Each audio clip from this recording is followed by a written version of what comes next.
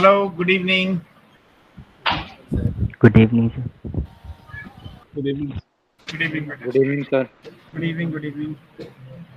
So, हमें क्या पढ़ना है? म्यूटेशंस है ना. एक्चुअली बुक में तो ऐसी कोई हेडिंग दी नहीं है. म्यूटेशंस को आप एक पैराग्राफ के जैसे ही कंटिन्यूएशन में पढ़ते हो. मैं आपको अपने जैसे मॉड्यूल में मैंने डिस्क्राइब किया वैसे बताता हूँ. तो सबसे पहली चीज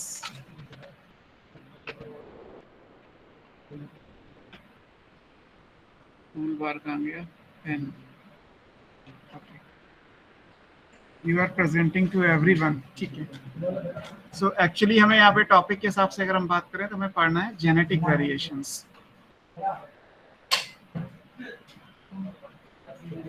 है ना. मतलब किसी भी जीन्स में अगर कोई वेरिएशंस आते हैं तो कैसे आते हैं. तो जेनेटिक वेरिएशन के दो कॉज होते हैं. एक तो क्रॉसिंग ओवर, जो ऑलरेडी आप लिंकेज एंड रिकॉम्बिनेशन वाले सेक्शन में पढ़ चुके हो. भाई क्रॉसिंग ओवर होगा तो रिकॉम्बिनेशन बनेंगे और रिकॉम्बिनेशंस की वजह से वेरिएशंस आते हैं.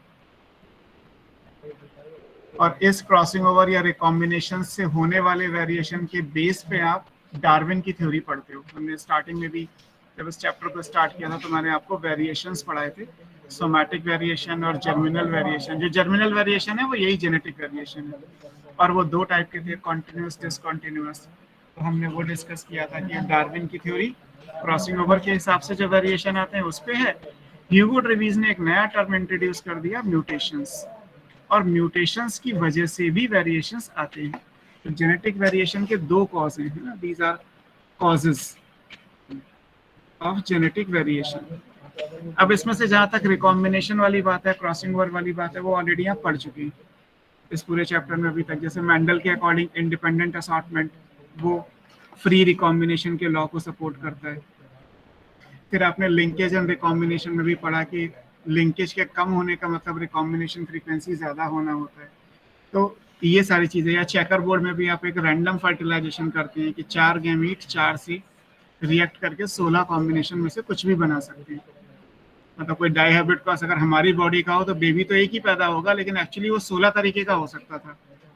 या जीनोटाइप के हिसाब से 9 डिफरेंट टाइप के जीनोटाइप बन सकते थे. फिनोटाइप के हिसाब से 4 फिनोटाइप की पॉसिबिलिटी हो सकती थी.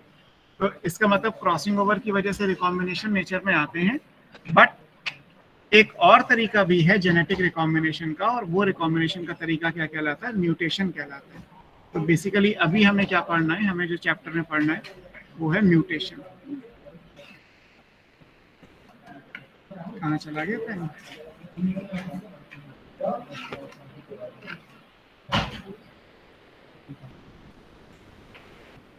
So next is mutation.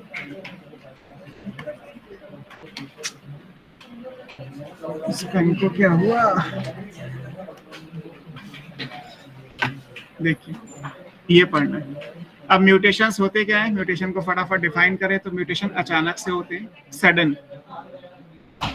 Mutation के होने का कोई सॉलिड रीजन नहीं होता, कोई भी हो सकता है. इवन आज अगर म्यूटेशन रिपोर्ट हुआ तो ये भी जरूरी नहीं है कि कल ही हुआ होगा. हो सकता है वो 50 साल पहले हुआ हो. एक्सप्रेस आज हुआ तो पता आज चला. तो ये अचानक होते हैं. हम नहीं कह सकते कि ये कैसे होती है. एग्जैक्टली नहीं पता कर सकते कि म्यूटेशन कब और कैसे होगा. दूसरा, होने के बाद ये इनहेरिट होता है. तो सडन है, इनहेरिटेबल है. मतलब जनरेशन टू जनरेशन अपने आप जाता रहेगा. और म्यूटेशंस लीथल होते हैं, तो जिस जनरेशन में वो जाएगा वो जनरेशन जिंदा ही नहीं रहेगी. तो उसके हिसाब से ये डिसकॉन्टिन्यूअस है. मान लीजिए मदर फादर में हुआ तो आने वाली प्रोजेनी में तो चला गया, इनहेरिटेबल हो गया. लेकिन वो प्रोजेनी क्योंकि स्टेराइल या सर्वाइव ही नहीं कर रही थी, यानी उसकी आने वाली प्रोजेनी में नहीं जाएगा. तो सडन इनहेरिटेबल डिसकॉन्टिन्यूअस वेरिएशन को आप क्या बोलते हो? Such variations are called simply mutations. तो म्यूटेशन की डेफिनेशन में सडन है, इनहेरिटेबल है, डिसकॉन्टिन्यूअस वेरिएशन आएगा. इससे होगा क्या? इससे आप किसी भी इंसान का या किसी भी ऑर्गेनिज्म का, प्लांट एनिमल का डीएनए चेंज कर सकते हो. डीएनए में जैसे जीन्स होती हैं तो जीन्स को चेंज कर दीजिए. जीनोटाइप फिनोटाइप जैसे आपने मेंडलिज्म के लिए पढ़े हैं तो वो भी चेंज कर सकते हैं. तो इसका पर्पस ये होगा, it results in. Sir discontinuous का फिर से बताना. डिसकंटिन्यूअस का मतलब बेटा ये है कि वो एक जनरेशन में से अगली जनरेशन में नहीं जा पा रहा। लाइक मान लीजिए म्यूटेशन हुआ किसी कपल में, मान लीजिए मेरी बॉडी म्यूटेशन हो गई, तो म्यूटेशन से आने वाली जनरेशन में तो जा सकता है, बीइंग सेक्सुअल रिप्रोडक्शन, जो नेक्स्ट जनरेशन आएगी वो म्यूटेंट बन जाएगी, लेकिन वो सरवाइव नहीं करेगी। बनने का मतलब ये होता है जाइगोट में आ गया, लेकिन वो कितने साल जिंदा रहेगा, पैदा भी होगा या नहीं होगा, तो दैट इज डिफरेंट थिंग। आगे जैसे आप कुछ डिजीज पढ़ोगे तो उसमें सिकल सेल एनीमिया है, आप अभी तक कई बार पढ़ चुके हैं, तो सिकल सेल एनीमिया लीथल होता है और म्यूटेशन से सिकल सेल एनीमिया होता है। तो इसका मतलब ये हुआ कि वो शुरू के 3 महीने का जब एम्ब्रियो होगा तभी मर जाता है, बर्थ तो 9 मंथ के बाद होगी, वो तो 3 महीने भी जिंदा नहीं रहा, तो बना लेकिन वो आगे कैरी फॉरवर्ड नहीं हुआ। या कुछ ऑर्गेनिज्म है चलो बन भी गए, लाइक लाइन फिल्टर या टर्नर सिंड्रोम है, बन भी गए म्यूटेशन के हिसाब से, तब भी वो फर्टाइल नहीं होते, मतलब वो अपने जैसे और आगे नहीं बना पाएंगे। एक बार तो बन गए, उसके आगे नहीं बनेंगे, तो यानी कि जो वेरिएशन है वो आगे नहीं जा रहा, वो डिसकंटिन्यू हो गया, क्योंकि नेचर ऐसे वेरिएशन को सपोर्ट नहीं करती। नेचर कभी भी म्यूटेशंस को सपोर्ट नहीं करती, नेचर हमेशा रिकॉम्बिनेशन को सपोर्ट करती है। सब बनने के बाद इनफर्टाइल भी हो जाते हैं। बस नहीं है, म्यूटेशन में तो जीन्स बदल गए ना, जीन्स बदल गए तो उनके सिग्निफिकेंस या उनका जो एक्सप्रेशन है, जीनोटाइप फिनोटाइप सब बदल गया। तो अब मान लीजिए सेक्सुअल रिप्रोडक्शन में जो चीजें बननी चाहिए, जो प्रोटीन होनी चाहिए, वो बनी नहीं रही, तो रिप्रोडक्शन कैसे होगा? तो इनका रिजल्ट क्या है? दे रिजल्ट इन ऑल्टरेशन, मतलब चेंज करना है। दे रिजल्ट इन ऑल्टरेशन कहाँ पे? आप डीएनए में चेंज कर दीजिए, आप जीन में चेंज कर दीजिए, जीन मतलब जीनोटाइप में चेंज कर दीजिए, जीनोटाइप के हिसाब से आप फिनोटाइप में चेंज कर दीजिए, कहीं भी ये काम कर सकते हैं, किसी में भी चेंज कर दीजिए, है ना। डीएनए बदलोगे तो जीन्स बदल ही जाएंगे, और जीन्स बदल जाएंगे तो नया फिनोटाइप आ जाएगा। बोलो। तो कभी कभी म्यूटेशन बेनिफिशियल भी होता है। उस ऑर्गेनिज्म के लिए कभी बेनिफिशियल नहीं होगा, हमारे लिए बेनिफिशियल होना डिफरेंट थिंग है, समझ रहे हैं? अगर मान लीजिए प्लांट पे म्यूटेशन किया तो उस प्लांट के लिए बेनिफिट नहीं देगा, हमारे लिए वो चीज इंपॉर्टेंट है, वो बेनिफिट है। लाइक एक प्लांट है, मान लीजिए कोई फ्लावरिंग प्लांट है, तो फ्लावरिंग प्लांट एक वाइट कलर का फ्लावर बना रहा है, ठीक है, उसे तो सेक्सुअल रिप्रोडक्शन करना है। म्यूटेशन हुआ, व्हाइट फ्लावर्स पे रेड कलर के डॉट्स आ गए, आपको फ्लावर देखने में अच्छा लगने लगा, उसकी मार्केट वैल्यू 10 रुपए की जगह 20 रुपए हो गई, बस आपने उस म्यूटेशन को यूज करना शुरू कर दिया। प्लांट के लिए कोई फर्क पड़ा क्या कि व्हाइट फ्लावर होता है या व्हाइट पेटल्स पे रेड कलर के डॉट्स पड़ जाते, तो कोई सेक्सुअल रिप्रोडक्शन में फर्क पड़ता? कुछ नहीं पड़ता। पेटल तो वैसे भी नॉन एसेंशियल स्ट्रक्चर है, तो प्लांट के हिसाब से तो कोई फर्क नहीं पड़ा, ये तो आपकी इकोनॉमी के हिसाब से फर्क पड़ गया, तो आपने उस म्यूटेशन को यूजफुल मान लिया। सो उनकी नेक्स्ट प्रोजेनी हो सकता है डेथ हो जाए उनकी, तो हमारे लिए ज्यादा इंपॉर्टेंस कैसे है फिर? बेटा नेक्स्ट प्रोजेनी की डेथ क्यों होगी? प्लांट में तो अगर पेटल में चेंज हुआ तो पेटल तो अलग चीज है ना, सेक्सुअल रिप्रोडक्शन डिफरेंट थिंग है। Yes sir. ऐसे केस में तो म्यूटेशन इनहेरिटेबल हो गया, वो हमने डिसाइड किया ना कि हमें पता है कि हम कहाँ पे म्यूटेशन करेंगे। एनिमल्स में तो म्यूटेशन नहीं करते ना, प्लांट्स में क्यों करते हैं? बिकॉज एनिमल्स का जो इम्यून सिस्टम है वो सारी चीजों को रेस्ट्रिक्ट कर देता है, जरा सा चेंज होगा और एनिमल्स की डेथ होना शुरू हो जाती है। प्लांट्स में तो कुछ नहीं होता, एनिमल्स में तो एक ऑर्गेनिज्म है अपनी लाइफ में 1 या 2 बेबी प्लान कर रहा है, बहुत सारे एनिमल है, मैं कह रहा हूँ 50 प्लान कर लेंगे। एक कैट या एक डॉग को पूरी लाइफ में देखा जाए तो ज्यादा से ज्यादा वो 50 न्यू इंडिविजुअल दे देगा। प्लांट्स तो एक ब्रीडिंग साइकिल में हजारों सीड्स दे देते हैं। अब आपसे अगर कहा जाए कि म्यूटेशन जो है वो फ्रीक्वेंसी के हिसाब से कैलकुलेट करो, तो एनिमल में तो सर्वाइव होने के चांसेस ही नहीं आएंगे। अगर कहा जाए कि 50 में से जो है वो 10⁻⁻⁶ सर्वाइव करेगा, तो 10 लाख में से 1 सर्वाइव करता है, तो यानी 50 में से कितना सर्वाइव करेगा? फिगर निकालोगे पॉइंट्स में आएगा, यानी कोई सर्वाइव नहीं करेगा। अब प्लांट में कहा जाए कि 10 लाख में से 1 सर्वाइव करता है, प्लांट में निकालो तो 1 किलो गेहूं के अंदर ही आपको लाखों सीड मिल जाएंगे, 1 kg ऑफ व्हीट। जबकि किसान जब गेहूं लगाते हैं तो 50-50 क्विंटल 50-50 kg के हाफ क्विंटल के पैकेट्स लेके लगाते हैं, तो गेहूं के दाने तो सर्वाइव कर ही जाएंगे ना। प्रोजेनी का भी तो फर्क पड़ रहा है, जितना बड़ा प्रोजेनी लोगे उतना एरर कम होता चला जाएगा। तो ये रीजन है कि हम म्यूटेशंस पे एनिमल्स पे ट्राई नहीं करते, प्लांट्स में ट्राई करते हैं, और है भी नहीं। आगे जैसे स्ट्रेटेजी वाला चैप्टर है तो उसमें प्लांट में तो म्यूटेशन ब्रीडिंग है, एनिमल्स में म्यूटेशन ब्रीडिंग नहीं है, एनिमल्स में आप हाइब्रिडाइजेशन करते हो। पॉलीपोलाइडी भी एनिमल्स में नहीं होती, प्लांट में वो भी होती है, अभी हम पढ़ेंगे। म्यूटेशन टर्म किसने दिया? तो ह्यूगो ड्रीवीज, आप नाम जानते ही हैं, म्यूटेशन का सारा कंट्रीब्यूशन यहीं से शुरू हुआ। Hugo de Vries, he coined the term mutation, coined the term mutation. Mutation को पहली बार ह्यूगो ड्रीवीज ने दिया।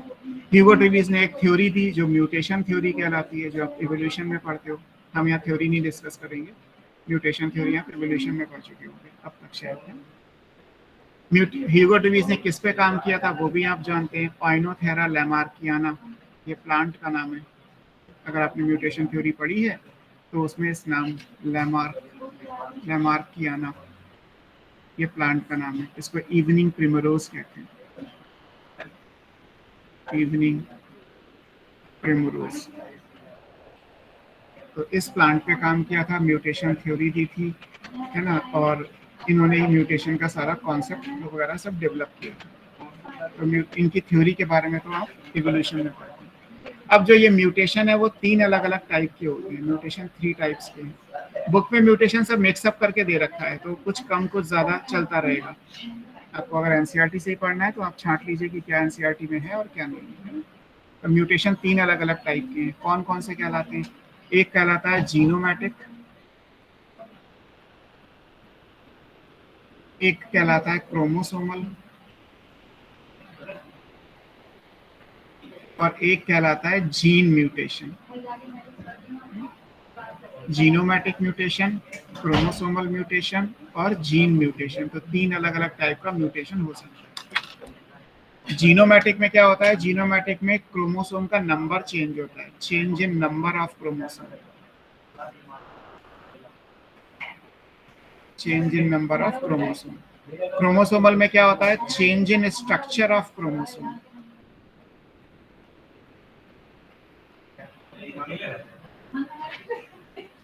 और जीन म्यूटेशन में क्या होता है? Change in structure of gene.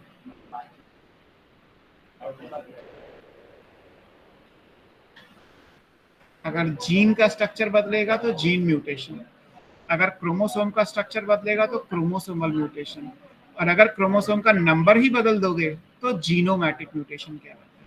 तो 3 अलग अलग टाइप के म्यूटेशंस होते हैं। एक एक करके देखते हैं कौन कौन से हैं। सबसे पहला आएगा हमारा जीनोमैटिक म्यूटेशन।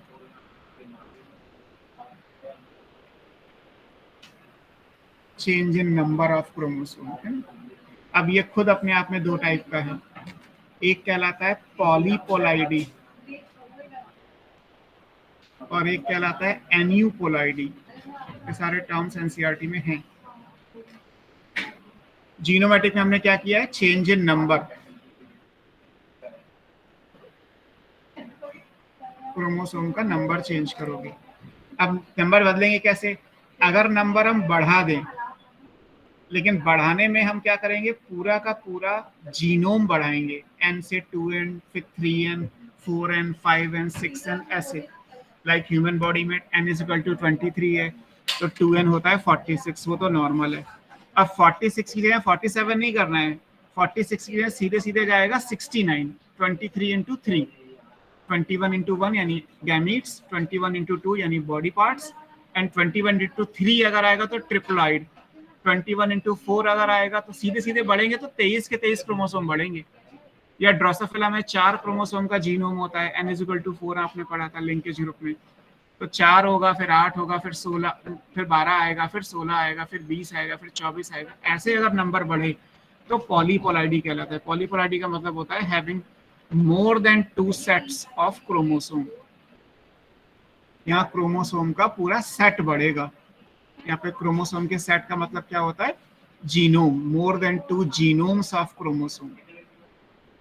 तो क्रोमोसोम फॉर एग्जांपल अगर हम बात करें तो 3n हो गया ट्रिप्लॉइड, 4n हो गया टेट्रापोलाइड, 5n हो गया पेंटापोलाइड, 6n हो गया हेक्सापोलाइड, 8n हो गया ऑक्टापोलाइड, एटसेट्रा। अगर ये सिचुएशन आती है तो क्या कहलाता है? पॉलीपोलाइडी कहलाती है।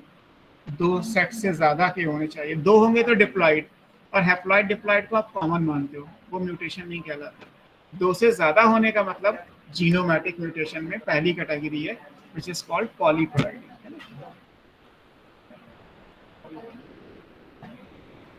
ठीक है, अब जैसे आगे आप पॉलीपोलाइडी से ब्रीडिंग करते हो, आपकी बुक में जब आगे आप वो पढ़ते हो, इस चैप्टर के तो बाद ही आएगा, strategy for enhancement in food production, जहाँ पे पॉलीपोलाइट्स के बारे में दिया है, तो वहां बताया जाता है कि भाई पॉलीपोलाइट्स से आप क्रॉप्स बना सकते हो, नई नए प्लांट्स बना सकते हो। तो पॉलीपोलाइडी is a kind of method of crop improvement. Mutation भी मेथड ऑफ क्रॉप इम्प्रूवमेंट है, म्यूटेशन में पॉलीपोलाइडी भी मेथड ऑफ क्रॉप इम्प्रूवमेंट है। जैसे हाइब्रिडाइजेशन से भी आप क्रॉप को इम्प्रूव कर सकते हो, सिलेक्शन से भी आप क्रॉप को इम्प्रूव कर सकते हो। So many methods are there, one of the method is polyploidy. अब पॉलीपोलाइडी में ये होता क्यों है? जैसे नेचर में अगर बात करें तो बनाना है, ग्रेप्स हैं, दीज आर पॉलीपोलाइड। व्हीट हेक्सापोलाइड होता है, जो आप रोटी वाला आटा ले रहे हैं वो व्हीट कैसा है? हेक्सापोलाइड है, 6N, तो यानी कि वो पॉलीपोलाइड है, 2 से ज्यादा है, और वो नेचर ने एक्सेप्ट भी कर रखा है। व्हीट से व्हीट खूब सारे बनाए जाते हैं। तो पॉलीपोलाइडी नेचर में क्यों होती है, उसका रीजन है, this is due to failure of cytokinesis. अगर मान लीजिए सेल डिवीजन में साइटोकाइनेसिस ना हो, टीलोफेज के बाद ही तो होती है, साइटोकाइनेसिस ना हो तो क्या होगा? क्रोमोसोम का नंबर जो है वो डबल हो जाएगा। जैसे मान लीजिए 2N के बाद आपने टीलोफेज बनाया, तो आपने टीलोफेज पे 2 न्यूक्लियस बना दिए, एक सेल में 2 न्यूक्लियाई है तो टीलोफेज है। अब आप साइटोकाइनेसिस करोगे तो एक न्यूक्लियाई एक सेल में जाएगा, मैं साइटोकाइनेसिस को फेल कर देता हूँ। तो अब एक सेल में 2 न्यूक्लियस हैं, और एक न्यूक्लियस अगर 2N है तो 2 न्यूक्लियस मतलब 4N हो गए, तो 2 से 4 हो जाएगा सीधे सीधे, 4 से सीधे सीधे 8 हो जाएगा, 8 से सीधे सीधे जो है वो 16 हो जाएगा। तो ऐसे मल्टीपल सेट्स बनते रहते हैं। तो नेचर में पॉलीपोलाइडी क्यों अराइज होती है? Due to failure of cytokinesis. After telophase ही साइटोकाइनेसिस आता है, और इसकी वजह से पूरा का पूरा सेट क्रोमोसोम में बढ़ता रहेगा। दिस इज, मैं यहीं पे लिख देता हूँ, एनीपोलाइडी हम बाद में देखेंगे। This is commonly seen in plant. पॉलीपोलाइडी आपको कहाँ मिलेगा? कॉमनली सीन इन प्लांट, ये आपको प्लांट्स में ज्यादा मिलेगी। ठीक है, अब अगर साइटोकाइनेसिस के फेलियर की वजह से है तो ये क्या कहलाता है? दिस इज कॉल्ड नेचुरल पॉलीपोलाइडी, क्योंकि ये तो नेचर में अपने आप हुआ, नेचुरल पॉलीपोलाइडी। जैसे बनाना में है, फॉर एग्जांपल आप लिख लीजिए banana, banana is an example of natural polyploidy. कई बार होता है कि पॉलीपोलाइडी को हम इंड्यूस भी कर लेते हैं, केमिकली इंड्यूस्ड। हम चाहेंगे तो पॉलीपोलाइडी हो जाएगी, केमिकली इंड्यूस्ड पॉलीपोलाइडी। अब इसमें पूछा जाता है कि कौन सा केमिकल है जो पॉलीपोलाइडी को इंड्यूस करता है? बताओ, किसी को याद है? 11th में कुछ पढ़ाया था मैंने, बाय यूजिंग। जो केमिकल पॉलीपोलाइडी को इंड्यूस करता है वो कौन सा है? कॉल्चिसिन है। कॉल्चिसिन आपने लिलिएसी फैमिली में पढ़ा था। तो कॉल्चिसिन क्या है? It's N medicine, it's a compound obtained from the plant Colchicum autumnale belongs to family Liliaceae। तो कॉल्चिसिन को यूज करके आप पॉलीपोलाइडी इंड्यूस कर देते हो। हालांकि कॉल्चिसिन करता क्या है? कॉल्चिसिन आपने हो सकता है माइटोसिस में भी पढ़ा हो, ये माइटोटिक इनहिबिटर है, माइटोसिस का इनहिबिटर है। माइटोसिस में भी किसको इनहिबिट करेगा? Formation of spindle fibre. ये स्पंडल्स नहीं बनने देगा, और अगर स्पंडल फाइबर नहीं बनेंगे तो क्या होगा? जो एनाफेज में आप क्रोमोसोम को लाए हो और एनाफेज में जो आपने लॉन्गिट्यूडनली स्प्लिट किया है, तो एक अलग पोल पे जाता है, दूसरा दूसरे पोल पे जाता है, वो पोल पे जाएंगे ही नहीं। तो यानी कि एनाफेज पे क्रोमोसोम स्प्लिट तो कर गया, लेकिन वो अलग अलग नहीं हुए, तो यानी कि नंबर क्रोमोसोम का डबल हो गया और पूरा का पूरा जीनोम मल्टीप्लाई हो गया। तो कॉल्चिसिन क्या करता है? वो स्पंडल फॉर्मेशन को, जो माइटोटिक स्पंडल होते हैं उनको नहीं बनने देता, और इस वजह से जो है वो पॉलीपोलाइडी इंड्यूस हो जाती है। तो पॉलीपोलाइडी में आपको ये सारी बातें याद रखनी है। कॉल्चिसिन किस प्लांट से मिलता है? Colchicum autumnale, family Liliaceae. ये क्वेश्चन आप मॉर्फोलॉजी में कर सकते हो। सर एंडोस्पर्म को तो हम पॉलीप्लॉइडी नहीं पॉलीप्लॉइड लेंगे। कैसे है? बेटा एक एक करके दोनों एक साथ बोलोगे तो कैसे? बोलो one by one. Sir banana natural polyploid कैसे है? बनाना में साइटोकाइनेसिस, अब ये एवोल्यूशन का केस है। एवोल्यूशन में कभी हुआ होगा कि साइटोकाइनेसिस फेल हो गई होगी, नेचर ने उस कैरेक्टर को एक्सेप्ट कर लिया। अब सारे बनाना जितने मार्केट में आते हैं, कुछ करो ना करो, वो सारे पॉलीपोलाइड है। बनाना है, ग्रेप है ना, ये रबर का प्लांट होता है, ये सब पॉलीपोलाइड्स हैं, नेचुरल पॉलीपोलाइड्स हैं। इन्हें हमें करने की जरूरत नहीं है, ये पॉलीपोलाइड है। वीट हो गया, हेक्सापोलाइड होता है वीट। वीट हमने बनाया, लेकिन आज की डेट में वो पॉलीपोलाइड है। Okay sir. और अगर हाँ, जैसे वीट हम बना रहे हैं, तो हमने वीट जब बनाया था, वीट कब बनाया हमने, ट्रिटिकम एस्टिवम कब बनाया, 90th सेंचुरीज के टाइम पे, स्टार्टिंग में मैक्सिको में बना था। तो जब हमने वीट को बनाया और फिर इंडिया में ग्रो करना शुरू किया, बना तो मैक्सिको में था, कभी आया होगा, तो पुरानी चीजें। तो हमने जब बनाया तो कैसे बनाया, तो उसमें हमने हाइब्रिडाइजेशन को भी यूज किया, उसमें सिलेक्शन को भी यूज किया, उसमें हमने कॉल्चिसिन का ट्रीटमेंट भी दे रखा है। तो वो डिपेंड करता है कि फिर हम ये काम करेंगे तो कैसे करेंगे। एक तरीका ये है कि आप कॉल्चिसिन के ट्रीटमेंट से पॉलीपोलाइडी को प्लांट में इंड्यूस कर सकते हैं, और इंड्यूस करने के बाद चेक करना होता है कि हमारा पर्पस सॉल्व हुआ या नहीं हुआ, क्योंकि हमें तो फायदा चाहिए। कोई भी काम या कोई भी रिसर्च नुकसान के लिए तो होती नहीं, और हिट एंड ट्रायल भी एक्चुअली नहीं होती। रिसर्चर को पता होता है कि मैं 99% फायदा ही लूंगा इस रिसर्च से, वरना कोई पैसा क्यों खर्च करेगा रिसर्च पे, अगर पता चलेगी लॉस है। तो रिसर्च करने वाली फंडिंग एजेंसी की आपको क्यों पैसा देंगी, अगर उन्हें आप बता दोगे कि यार इस रिसर्च में सक्सेस रेट केवल 40% है। वो तो उसके साथ जाएंगी जिस चीज में, जिस रिसर्च में सक्सेस रेट 80% 90% हो। तो हमें पता है कि इन प्लांट्स में कॉल्चिसिन करने से हमारा पर्पस सॉल्व हो सकता है, तो हमने कॉल्चिसिन ट्रीटमेंट देके पॉलीपोलाइड्स को बनाया। ठीक है, ये तो बात हो गई हमारा पहला केस, विच इज कॉल्ड पॉलीपोलाइड। अब बात करते हैं दूसरे केस पे, एन्यूपोलाइडी क्या होता है। सर एंडोस्पर्म भी पॉलीप्लॉइड में आएगा? नहीं, एंडोस्पर्म तो मल्टी न्यूक्लिएट कंडीशन होती है, उसके हर एक न्यूक्लियस में तो 2n नंबर ऑफ क्रोमोसोम ही है, या एंडोस्पर्म में तो 3n नंबर ऑफ क्रोमोसोम है। एंडोस्पर्म तो होता ही ट्रिप्लॉइड है ना, that is not polyploid. Yes sir. Now next क्या है हमारा, एन्यूपोलाइडी। एन्यूपोलाइडी पे चलते हैं। एन्यूपोलाइडी में क्या होगा, एन्यूपोलाइडी में या तो एक या दो क्रोमोसोम कम या ज्यादा हो सकते हैं, यहाँ पे नंबर चेंज होगा, लेकिन नंबर चेंज होने में क्या है कि पूरा का पूरा जीनोम नहीं चेंज होगा, कोई भी एक या दो क्रोमोसोम कम या ज्यादा हो सकते हैं, है ना। एन्यूपोलाइडी में क्या होगा, यहाँ पे हैविंग मोर और less number of chromosome in A genome, एक ही जीनोम में क्रोमोसोम का नंबर कम या ज्यादा हो जाएगा। और पॉलीपोलाइडी में क्या था, मल्टीपल जीनोम्स थे, वहां तो जीनोम ही 3 या 3 से ज्यादा थे। यहाँ पे जीनोम डिप्लॉयड ही रहेगा, उस डिप्लॉयड में आप कोई भी एक या दो क्रोमोसोम कम या ज्यादा कर लो तो उसे एन्यूपोलाइडी बोला जाता है ना। अब एन्यूपोलाइडी के फर्दर टाइप्स हैं, कैसे समझोगे इसे आप, है ना। एन्यूपोलाइडी क्यों होती है, ये failure of segregation of chromatid है ना। अगर ये कहा जाए कि ये क्यों अराइज होती है, this is due to failure of segregation. Anaphase पे क्रोमोसोम अपोजिट पोल पे जाते हैं ना, तो ये अपने आप अगर फेल हो जाए तो failure of segregation of chromatids,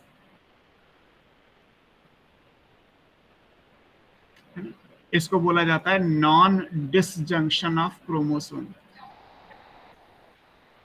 non disjunction of chromosome, chromosome का नॉन डिसजंक्शन अगर हो, मतलब क्रोमेटिड्स जो एनाफेज पे सेपरेट होने चाहिए वो ना सेपरेट हो, तो एन्यूपोलाइडी हो सकती है ना। अब ये कैसे होती है, कितने टाइप की है, वो अलग अलग ऑप्शन है। जैसे एन्यूपोलाइडी दो है, पहले हम मोर देख लेते हैं फिर लेस देख लेते हैं। एन्यूपोलाइडी भी अलग अलग टाइप की है। लाइक सबसे पहले क्या है, हाइपरपोलाइडी है, हाइपर एन्यूपोलाइडी, हाइपर एन्यूपोलाइडी। हाइपर का मतलब यहाँ पे क्या होगा, क्रोमोसोम नंबर एक या ज्यादा होगा, एडिशन ऑफ क्रोमोसोम होगा। क्रोमोसोम ऐड होंगे तो हाइपर, कम होंगे तो हाइपो। अब ऐड होने में क्या सिचुएशन आती है, एक सिचुएशन कहलाती है ट्राइसोमी। ट्राइसोमी को लिखा जाता है 2n+1, यानी केवल एक क्रोमोसोम ऐड होगा, है ना। अब हर क्रोमोसोम तो डबल की फॉर्म में, पेयर की फॉर्म में होता है हमारी बॉडी में, होमोलॉगस क्रोमोसोम का पेयर होता है। यहाँ पे एक क्रोमोसोम ऐसा होगा जो ट्रिपलेट्स की फॉर्म में होगा, ट्रिप्लिकेट करेगा, है ना। तो यहाँ पे एक क्रोमोसोम ऐड हुआ, 2n नंबर वही रहेगा, केवल एक क्रोमोसोम ऐड होगा, तो क्या कहलाएगा? ट्राइसोमी कहलाएगा। जैसे मान लीजिए बॉडी में अगर 21 क्रोमोसोम ऐड हो जाए, एक क्रोमोसोम एक्स्ट्रा करना है, और एक्स्ट्रा कहाँ पे करना है? हमारी बॉडी में 21 क्रोमोसोम को करना है, ट्राइसोमी ऑफ 21st क्रोमोसोम। तो इसके एग्जाम्पल में आप डाउन सिंड्रोम आगे पढ़ोगे। डाउन सिंड्रोम कैसे होता है हमारी बॉडी में? 21वें नंबर का जो क्रोमोसोम है वो पेयर में ना होकर ट्रिप्लिकेट की फॉर्म में होगा, तो डाउन सिंड्रोम हो जाएगा। क्रोमोसोम नंबर 46 की जगह 47 हो गए, और 47वां क्रोमोसोम कहाँ बढ़ा है? 21वें क्रोमोसोम पे आया है, वहां पेयर नहीं बनेगा, वह ट्रिप्लिकेट बनाओगे, तो इसको आप डाउन सिंड्रोम कहते हैं। ऐसे ही लाइन फिल्टर सिंड्रोम भी है। अगर ह्यूमन मेल में एक एक्स क्रोमोसोम ज्यादा हो जाए, XXY, 23वें नंबर पे एक्स क्रोमोसोम अगर ज्यादा हो जाएगा तो क्या बन जाएगा? Line filter. यहाँ भी एक ही क्रोमोसोम ज्यादा हुआ। क्रोमोसोम कहाँ पे ज्यादा हुआ ये आप आगे पढ़ोगे। जैसे डाउन सिंड्रोम में 21वें पेयर पे हुआ, लाइन फिल्टर में 23वें पेयर पे हुआ, और मेल में 23rd पेयर एक्स और वाई अलग अलग है, तो 23rd ऑफ एक्स, है ना। उस वजह से जो होगा वो लाइन फिल्टर सिंड्रोम कहलाएगा। तो इन दोनों के बारे में आप आगे पढ़ोगे। तो ट्राइसोमी का मतलब हो गया 2n+1, एडिशन ऑफ 1 क्रोमोसोम, और कहीं पे भी हो, जहां पे भी होगा वहां पे आप मेंशन कर दोगे। अगर मान लीजिए दो क्रोमोसोम मेल वाला केस नहीं आएगा इसमें? सुपर मेल के लिए XY होता है, Y ज्यादा होता है मेलनेस के लिए, यहाँ पे X क्रोमोसोम ज्यादा है। तो सर ट्राइसोमी का एग्जांपल नहीं होगा? हाँ होगा, बट वो हमने लिखा नहीं, क्योंकि बुक अभी तो हम वो लिख रहे हैं ना जो बुक के हिसाब से दी है। आगे तो आप पढ़ोगे ही ना इन सब चीजों को, तो अभी तो आप कंडीशन पढ़ रहे हो, एग्जाम्पल तो आगे आपको पढ़ने ही है, टेबल की फॉर्म में आपको पढ़ा दूंगा, इजीली हो जाएगा। टेट्रासोमी क्या होता है? टेट्रासोमी होता है 2n+2, कहीं पे आप 2 क्रोमोसोम एक साथ बढ़ा दो, एडिशन ऑफ 2 क्रोमोसोम, तो टेट्रासोमी हो जाता है ना। यानी एक क्रोमोसोम का पेयर ना बन के वहां पे क्वाड्रिप्लेट बन जाएगा, 4 क्रोमोसोम एक साथ आएंगे वहां पे, तो 2n+2 हो जाएगा। तो ये आपको ध्यान में रखना है ना। ऐसे ही एक डबल ट्राइसोमी हो सकता है, मतलब ट्राइसोमी था 2n+1, तो डबल ट्राइसोमी का मतलब है कि कहीं पे भी 2 क्रोमोसोम बढ़ाने अलग अलग, तो इसे लिखा जाता है 2n+1+1, 2n+2 नहीं लिखा जाएगा। +2 लिखने का मतलब है 2 क्रोमोसोम एक ही जगह बढ़ेंगे, और +1+1 लिखने का मतलब है 2 क्रोमोसोम 2 अलग अलग जगह पे बढ़ेंगे, तो डबल ट्राइसोमी का भी केस हो सकता है।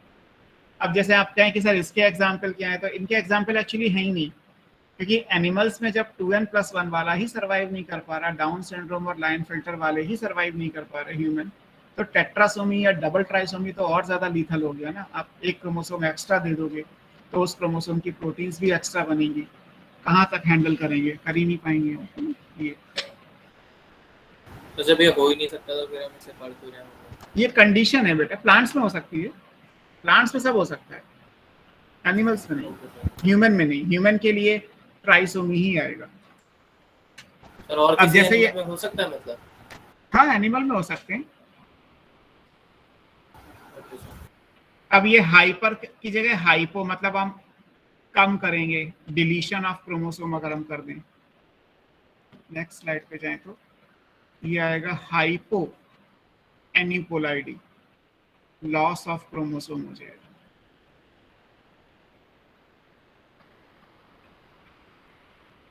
हाइपो आ जाएगा। इसमें एक नाम आता है मोनोसोमी, ये भी आपकी बुक में दिया है, 2n-1, एक क्रोमोसोम कम कर दो, तो लाइक ह्यूमन बॉडी के लिए कहा जाए तो 45 रह जाएंगे। कौन सा कम करोगे वो बताना पड़ेगा।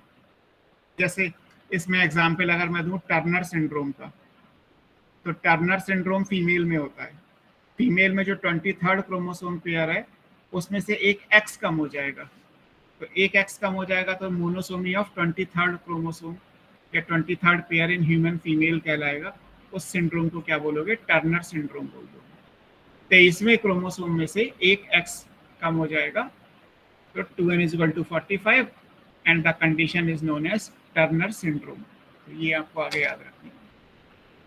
अगर मान लीजिए पूरा का पूरा पेयर ही गायब हो जाए, क्योंकि पेयर ही होता ही है, 2n का मतलब है कि हर क्रोमोसोम पेयर में है, तो अगर दोनों क्रोमोसोम किसी पेयर में से गायब हो जाए तो बन जाता है नलीसोमी, मतलब कुछ नहीं बचा, नील हो गया।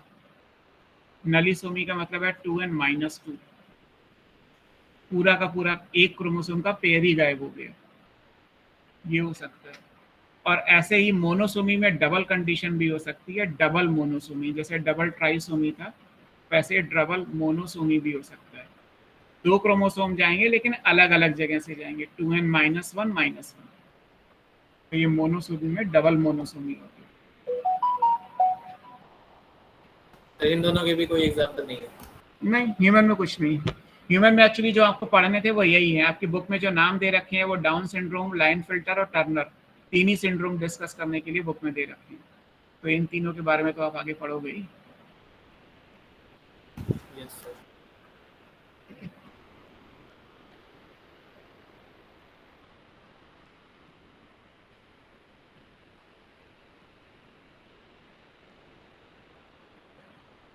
ये हो गया हमारा पहला कैटेगरी, दैट इज जीनोमैटिक म्यूटेशन। जीनोमैटिक का मतलब था change in number of chromosome, चाहे तो पूरा का पूरा जीनोम बदल दो या आप कोई भी एक या दो क्रोमोसोम को कम या ज्यादा कर सकते हो। अगर ऐसा है तो कुल मिला के ये सब जेनेटिक एबनॉर्मेलिटी है। होने तो प्लांट के लिए भी एबनॉर्मेलिटी है, बट प्लांट बताएगा नहीं कि मैं एबनॉर्मल हूँ। एनिमल का फायदा हो रहा है तो वो उस चीज को यूज कर रहा है, तो इस तरीके से भी सोच के चलिए। अब दूसरी कैटेगरी पे आते हैं। सेकंड हमारा क्या है? सेकंड है हमारा क्रोमोसोमल म्यूटेशन।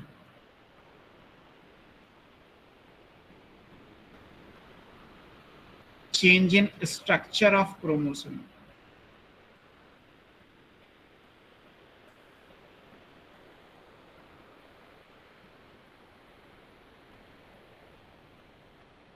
क्रोमोसोम का स्ट्रक्चर बदलेगा। क्रोमोसोम के स्ट्रक्चर बदलने का मतलब होता है देयर इज लॉस और गेन और रीअरेंजमेंट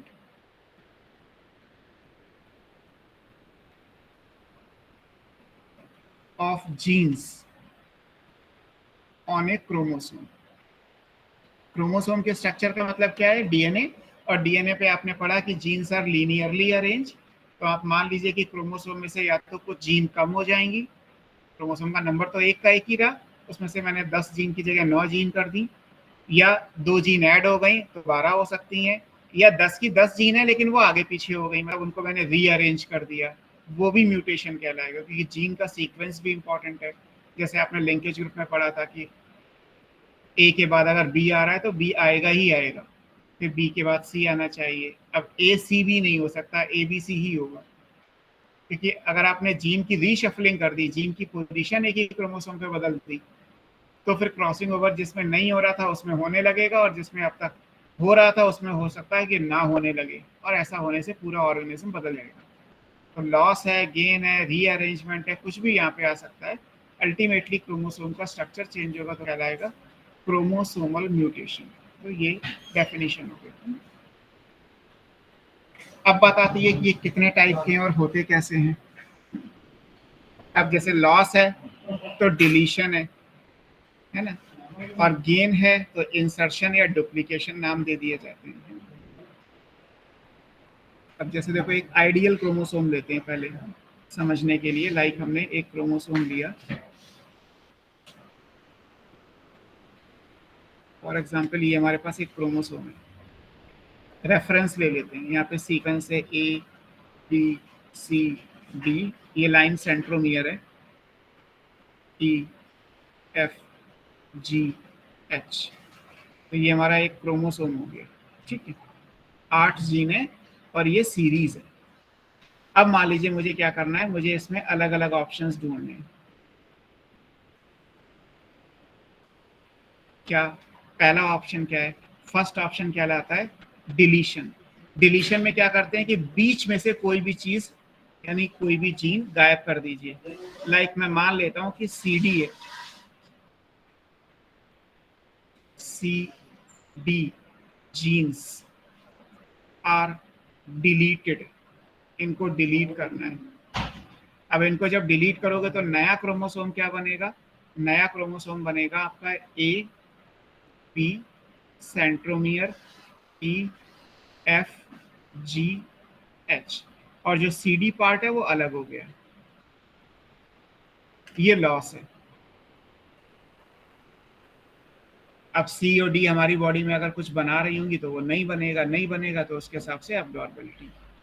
तो लेकिन इंपॉर्टेंट क्या है कि हमने बीच में से डिलीट किया है। डिलीशन ये क्या कहलाता है? ये फर्स्ट है, इसको हम बोलते हैं डिलीशन। डिलीशन का मतलब होता है loss of inter calorie. Inter calorie का मतलब in between, inter calorie segment. अगर किसी इंटर कैलोरी सेगमेंट का लॉस होता है तो वो डिलीशन कहलाता है। लॉस हमेशा इंटर कैलोरी सेगमेंट से ही होगा। नहीं, अगर वो टर्मिनल सेगमेंट है तो उसे डेफिशिएंसी बोला जाता है। Loss of terminal segment. मान लीजिए सीडी की जगह मैं एबी को हटा देता तो डेफिशिएंसी होता। या नीचे से भी कर सकते हो, आप जीएच को हटा दीजिए तो भी वो डेफिशिएंसी है। अगर आप ई और एफ को हटा दोगे तो भी वो डिलीशन है। कुछ भी करिए, बीच में से हटाओगे तो डिलीशन, किनारे से हटाओगे तो डेफिशिएंसी। सर डिलीशन भी तो डेफिशिएंसी होगा। नहीं बेटा, लिखी तो है डेफिनेशन। मतलब आप जब से उसको देखे इंग्लिश में नहीं ले जाना है, इसको बायोलॉजी के हिसाब से समझो।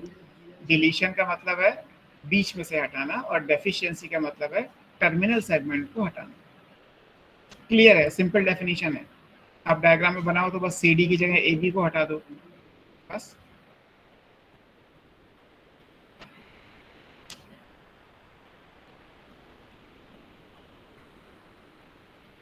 ठीक है, आगे चले। ये हमारा एक साथ ही हो गया, डिलीशन और डेफिशिएंसी, है ना। अब आगे पे चलते हैं। मान लो गेन करना है, तो गेन करने के लिए आपको क्या करना है? डुप्लीकेट करना पड़ेगा, इंसर्ट करना पड़ेगा। अब इंसर्ट कैसे करोगे? लाइक दिस, कि जैसे हमारा एक जीनोम था, like we have this A B C D, ये वो है ई एफ जी एच, ये क्रोमोसोम था। अब मैं यहाँ पे क्या कर रहा हूँ कि बी और सी जो हैं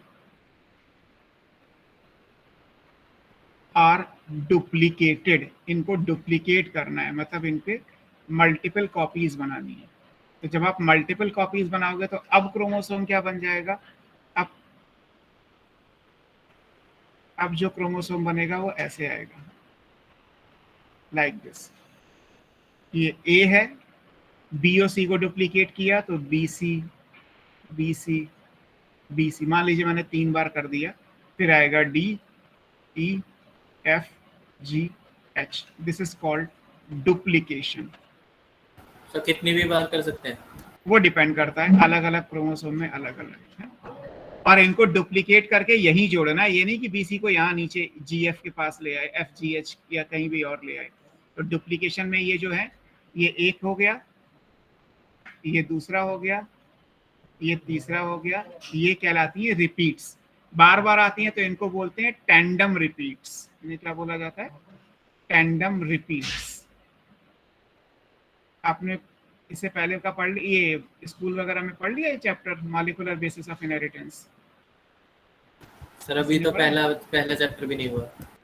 चलो ठीक है ना, तो आगे आप इसको पढ़ोगे, टैंडम रिपीट्स को मॉलिक्यूलर बेसिस में नाम दिया है, और इनका नंबर कुछ भी हो सकता है। तो ये variable number of tandem repeats बोला जाएगा, VNTR। VNTR आगे आप अगले चैप्टर में यूज करोगे। तो VN का मतलब है वेरिएबल नंबर और TR का मतलब है टैंडम रिपीट्स। अब टैंडम रिपीट्स कैसे बनती हैं?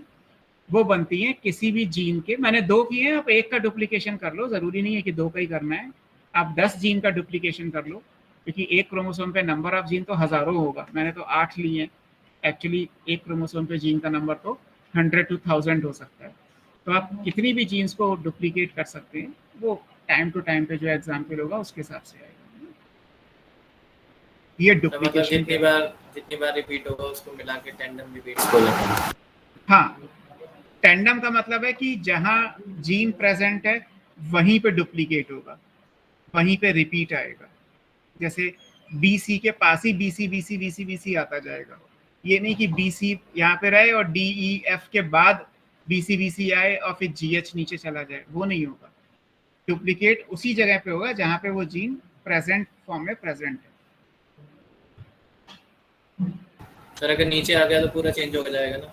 नीचे आएगा ही नहीं, एक्चुअली कोई ऑप्शन ही नहीं है नीचे आने का, नीचे नहीं आएगा। इसीलिए जो रिपीट है वो टेंडम ही रिपीट होगा। जो भी रिपीट है, जो भी डुप्लीकेशन है, वो बार बार एक जगह पे ही होगा। अभी तक की जो डिस्कवरी है वो तो ऐसे ही है, कल को कुछ और डिस्कवर हो जाए तो नहीं कह सकते, क्योंकि ये चीजें तो नेचर में हो चुकी हैं, ये तो हमें पता अब चल रही है। ये तो सालों, हजारों, लाखों साल, करोड़ों साल पहले ये चीजें हो चुकी हैं, अब पता चल रही है। म्यूटेशन कोई आज तो ना हो रहा है, ये वाला म्यूटेशन हम तो ना कर लेंगे, ये वाला तो बाई नेचर ही है, इसमें कुछ भी नेचुरल या आर्टिफिशियल नहीं है, ये सारा का सारा नेचुरल ही है। अब तो केवल डिस्कवर हो रहा है कि अच्छा ऐसा भी हुआ था कभी हजारों साल पहले, और क्यों हुआ था नहीं पता, सडन है, अचानक है। इसीलिए म्यूटेशन का पहला वर्ड ही सडन है, क्योंकि आपको पता ही नहीं होता कि ये डुप्लीकेशन हुआ क्यों, ये लॉस यानी डेफिशिएंसी या डिलीशन हुआ क्यों। या अभी आप एक पढ़ने वाले हो, अब ऐसे मान लो आप सर अगर EF के नीचे अगर BC मिल गया तो मतलब फिर हम आगे डिस्कवर हो जाता है तो फिर टेंडम हट जाएगा ना वहाँ से? अब क्या नहीं है, अब क्या पता उस साइंटिस्ट उसको क्या नाम देंगे, मैं कैसे बताऊं उसको, जब कोई इंसान डिस्कवर सर करेगा। मतलब टेंडम टर्म उसमें यूज नहीं हो सकता ना, क्योंकि वो तो एक साथ ही आते हैं। अब वो भी मर्जी है उस साइंटिस्ट की, अगर वो यूज करेगा तो वो देखेगा, हम उसमें क्या कर सकते हैं।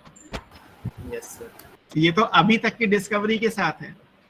अब उसके बाद उस साइंटिस्ट इसी चीज को कुछ और नाम देगा, हो सकता है वो रिपीट भी ना दे, हो सकता है वो इसकी जगह कोई और नाम दे, जो देगा सो देखा जाएगा, वो तो साइंटिस्ट डिसाइड करेंगे बैठ के। सो हमारा डिलीशन हो गया, डेफिशिएंसी हो गया, डुप्लीकेशन हो गया। एक और पढ़ लेते हैं जो काम का है। अब मान लीजिए 2 क्रोमोसोम है और दोनों अलग अलग हैं, लाइक ये A B C D E F G H, और एक ये क्रोमोसोम है I J K L M N O P। अब ये 2 क्रोमोसोम अलग अलग हैं क्योंकि दोनों का जीन सीक्वेंस अलग अलग है। ये होमोलॉगस पेयर ऑफ क्रोमोसोम नहीं है, ये नॉन होमोलॉगस क्रोमोसोम्स हैं। अगर आप पेयर भी लिख रहे हो तो ये पेयर किस चीज का है, पेयर ऑफ नॉन होमोलॉगस है।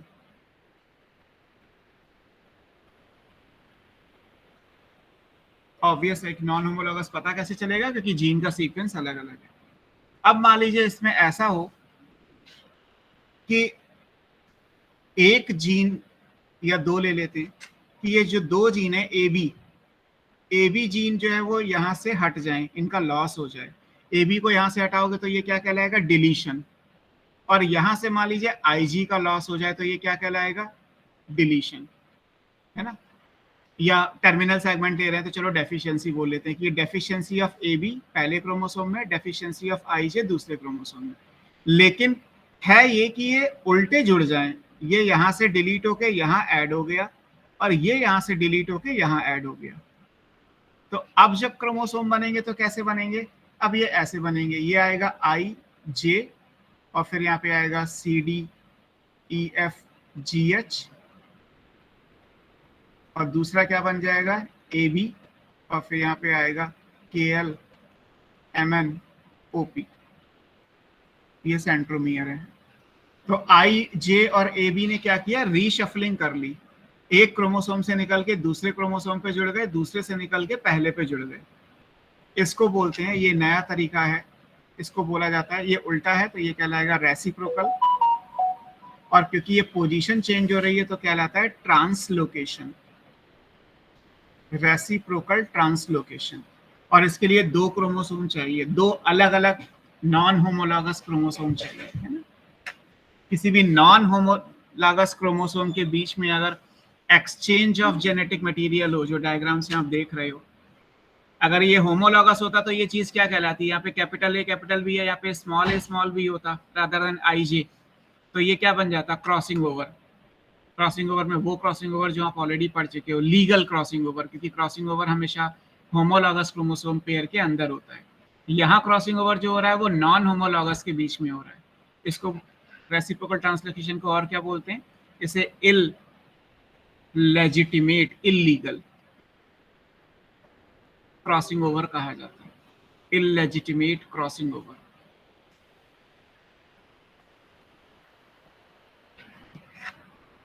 ये भी आगे आप पढ़ोगे। इलेजिटिमेट क्यों बोलते हैं? इलीगल, लीगल तब होता है जब होमोलॉगस के बीच में एक्सचेंज ऑफ जेनेटिक मटेरियल होता है, ये नॉन होमोलॉगस के बीच में एक्सचेंज हो रहा है। Okay sir.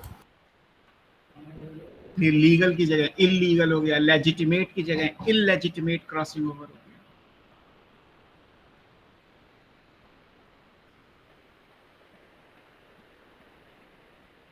हो गया सर। हो गया। तो ये हमारे सारे क्रोमोसोमल म्यूटेशन हो गए। इसमें से ये टेंडम रिपीट्स आप अगले चैप्टर में पढ़ोगे मॉलिक्यूलर बेसिस में। रेसिप्रोकल ट्रांसलोकेशन हम इसी चैप्टर के लास्ट में दोबारा पढ़ेंगे कि इससे कौन सी डिजीज या बीमारी होती है ह्यूमन में, वो सब बाद में देखेंगे। अब तीसरे पे चलते हैं। थर्ड हमारा क्या है? इसीलिए ये क्रॉसिंग ओवर पढ़ाने, ये जो रेसिप्रोकल ट्रांसलोकेशन है, इसको पढ़ाने का रीजन यही है। अगर देखा जाए तो किसी ऑर्गेनिज्म से कोई जीन कम नहीं हुए। पहले भी मान लीजिए 16 जीन है और अभी भी उसी ऑर्गेनिज्म में 16 जीन है, कोई जीन कम नहीं हुआ, कोई बड़ा भी नहीं, कोई कम भी नहीं हुआ, केवल क्या हुआ, रीअरेंज हो गए। तो हमने जैसा डेफिनेशन में स्टार्टिंग में लिखा था कि यहाँ पे रीअरेंजमेंट ऑफ जीन भी अगर हुआ तो वो भी म्यूटेशन है। अगर आप ए बी की जगह बी ए बी कर दो किसी वजह से तो भी ये म्यूटेशन हो जाएगा, क्योंकि ए बी का होने का मतलब है कि ए और बी के बीच में क्रॉसिंग ओवर नहीं हो सकता। अगर आपने बी को यहाँ कर दिया, सी को यहाँ कर दिया, तो इसका मतलब अब ए और बी के बीच में क्रॉसिंग ओवर हो जाएगा। तो इसलिए आप जीन का रीअरेंजमेंट भी करोगे तो भी वो म्यूटेशन में काउंट होगा।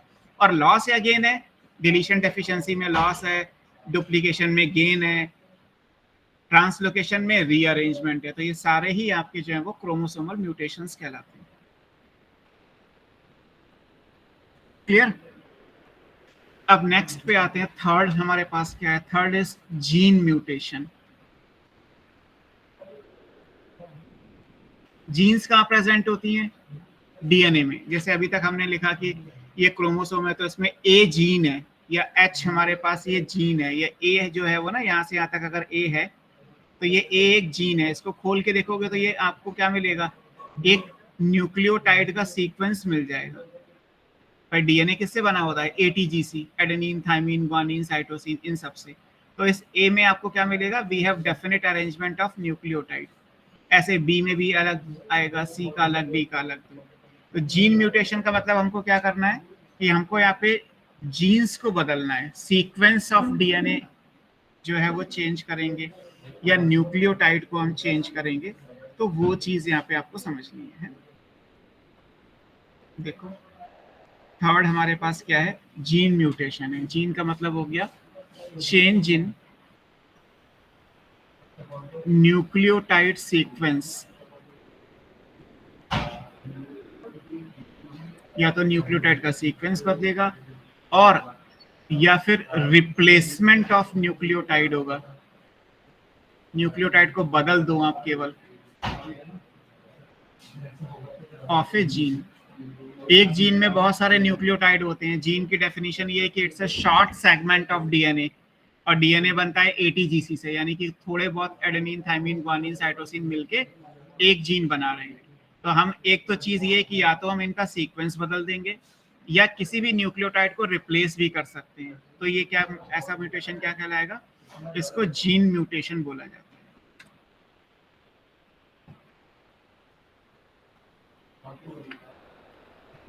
न्यूक्लियोटाइड का टाइप बदल दो या न्यूक्लियोटाइड का सीक्वेंस बदल दो।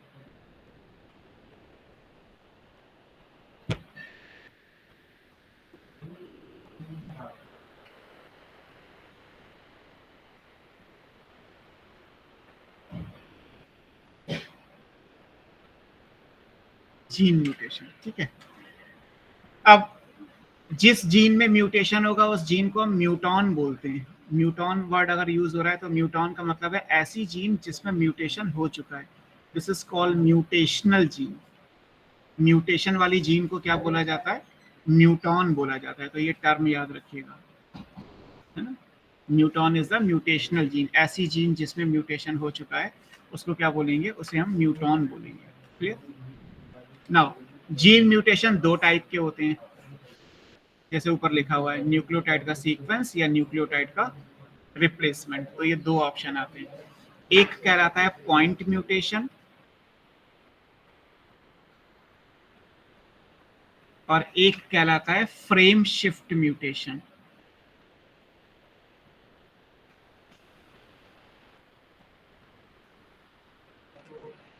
पॉइंट म्यूटेशन में क्या होता है, हम न्यूक्लियोटाइड को रिप्लेस करेंगे, है ना। यहाँ पे क्या है, change in type of nucleotide, nucleotide का टाइप चेंज होगा।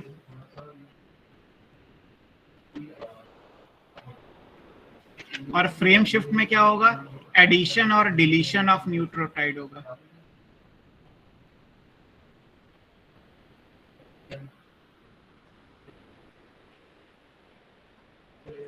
ये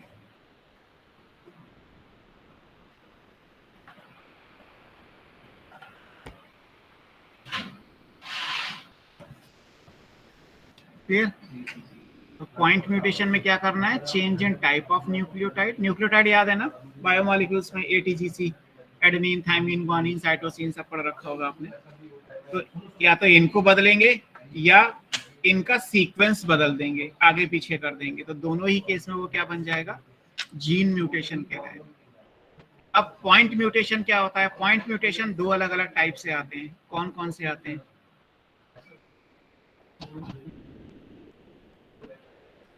पॉइंट म्यूटेशन भी दो टाइप के हैं। कौन कौन से, एक कहलाता है ट्रांजिशन और एक कहलाता है ट्रांसवर्जन।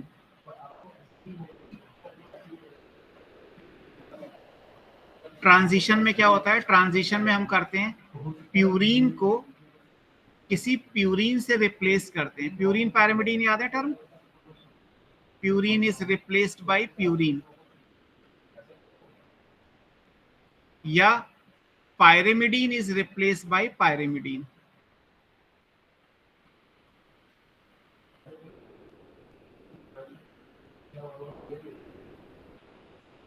अगर प्यूरीन से प्यूरीन कौन से होते हैं, एडेनिन, ग्वानिन, तो आप एडेनिन की जगह ग्वानिन ले आइए या ग्वानिन की जगह एडेनिन ले आइए। और पायरिमिडीन का से कौन से होते हैं, साइटोसिन और थाइमीन, तो आप थाइमीन की जगह साइटोसिन ले आइए या साइटोसिन की जगह थाइमीन ले आइए।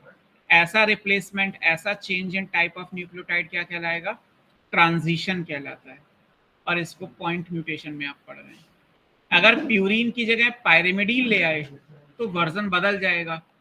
अगर प्यूरीन की जगह आप पायरिमिडीन ले आए या पायरिमिडीन की जगह प्यूरीन ले आए तो क्या बन जाएगा, तो ट्रांसवर्जन बन जाएगा। Purine is replaced by pyrimidine तो क्या बन जाएगा, ट्रांसवर्जन। ठीक है, सिंपल है, टर्म्स समझने हैं आपको कि प्यूरीन पायरिमिडीन का क्या क्या चेंजेस हैं, कैसे कैसे क्या क्या हो रहा है, वो सारी बातें समझनी है।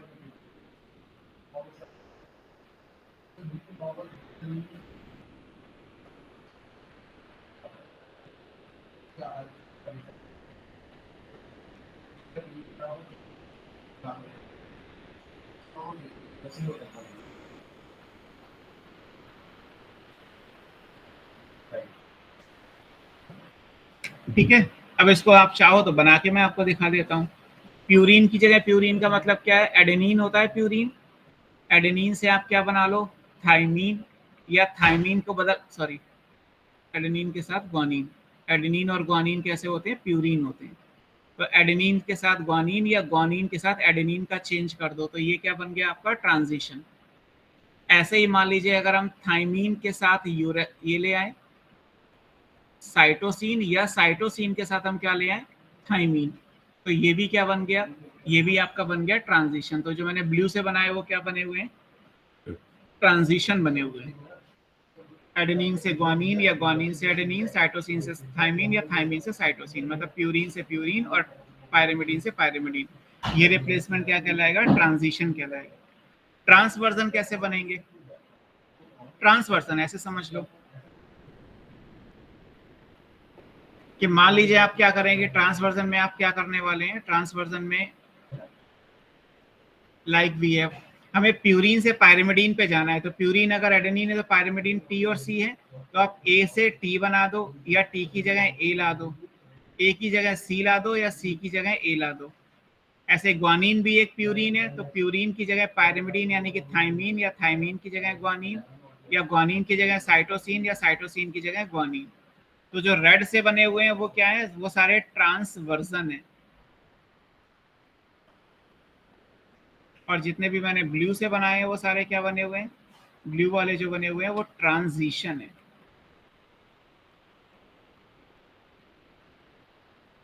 और ये दोनों मिला के क्या बोलते हैं आप इन दोनों को, ये पॉइंट म्यूटेशन कहलाते हैं। पॉइंट म्यूटेशन का मतलब है कि आपको केवल एक न्यूक्लियोटाइड को बदलना है, बदलने में प्यूरीन प्यूरीन, पायरिमिडीन पायरिमिडीन, या प्यूरीन से पायरिमिडीन एंड पायरिमिडीन से प्यूरीन, जैसा चाहे वैसा कर लीजिए। ये है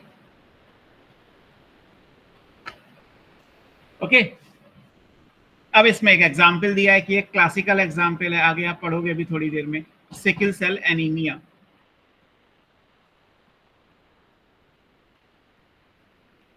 सिकल सेल एनीमिया किसका एग्जाम्पल है? It's an example of point mutation, it's an classical example of point mutation. ये लाइन लिखी हुई है बुक में कि sickle cell anaemia point mutation का एग्जाम्पल है, ठीक है, जहाँ पे एक न्यूक्लियोटाइड को बदला जाएगा। आप जैसे एनसीईआरटी का डायग्राम देखोगे तो उसमें लिखा होगा कि AUG बेसिकली दिया हुआ है, एक कोडॉन सा बना हुआ है आपकी बुक में, तो उस AUG तो पहला कोडॉन होगा, 7वें नंबर पे अगर आप कोडॉन देखोगे तो वहां पे क्या होगा, GAG की जगह पे GTG हो जाएगा, बस इतना आएगा चेंज। अगर GAG है तो GAG से जो अमाइनो एसिड आता है वो यहाँ पे 7वें नंबर पे जो आएगा वो है सिकल सेल एनीमिया में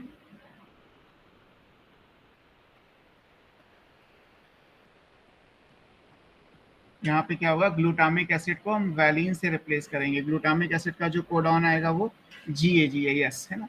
इससे क्या अमाइनो एसिड आना चाहिए, ग्लूटामिक एसिड। 6ठे नंबर पे जो अमाइनो एसिड आता है प्रोटीन में वो ग्लूटामिक एसिड है। अगर GAG की जगह इफ मान लीजिए यहाँ पे GAG की जगह क्या हो जाए, GUG हो जाए, तो GUG हो जाएगा तो यहाँ पे क्या आएगा, वैलिन आ जाएगा। केवल एक न्यूक्लियोटाइड बदलोगे, ए की जगह यू, ये mRNA है, mRNA में एक्चुअली RNA है तो RNA में T नहीं आएगा, RNA में U होता है। RNA में थाइमीन की जगह यूरेसिल होता है, ये आप ऑलरेडी पढ़ चुके होंगे, ये मैंने DNA के हिसाब से बना दिए। तो अगर ग्लूटामिक एसिड की जगह वैलिन आ जाए तो ये डिजीज हो जाती है। मतलब केवल एक न्यूक्लियोटाइड बदलने से ये सिकल सेल एनीमिया जैसी डिजीज हमारी बॉडी में हो जाती है, सिर्फ सिंगल न्यूक्लियोटाइड का चेंज करना है। और ए की जगह यू, यानी यू मतलब पैरेलल टू टी, यानी प्यूरीन की जगह पायरिमिडीन आया, तो अगर प्यूरीन की जगह पायरिमिडीन आया तो ये किसका एग्जाम्पल हो जाएगा, पॉइंट म्यूटेशन में भी किसका एग्जाम्पल होगा, ट्रांसवर्जन का। क्योंकि ट्रांसवर्जन में आप प्यूरीन की जगह क्या लेके आते हो, पायरिमिडीन लेके आते हो, है ना। अभी हम डिटेल पढ़ेंगे इसकी, फिलहाल के लिए इतना याद कर सकते हो कि sickle cell anaemia is the classical example of point mutation. वहाँ पे GAG जो बेसिकली ग्लूटामिक एसिड बनाता है उसकी जगह पे वैलिन आएगा, बिकॉज GAG जो कोडॉन है mRNA का, उसकी जगह पे कोडॉन अब क्या बन रहा है, GUG, यानी कि एडेनिन को किससे रिप्लेस किया गया, बाय यूरेसिल। तो अगर एडेनिन की जगह यूरेसिल का रिप्लेसमेंट होगा तो अमाइनो एसिड ग्लूटामिक एसिड की जगह वैलिन हो जाएगा, अल्टीमेटली नॉर्मल हीमोग्लोबिन की जगह सिकल सेल हीमोग्लोबिन बनने लगेगा, and that disease is called sickle cell anaemia. Simple concept के हिसाब से।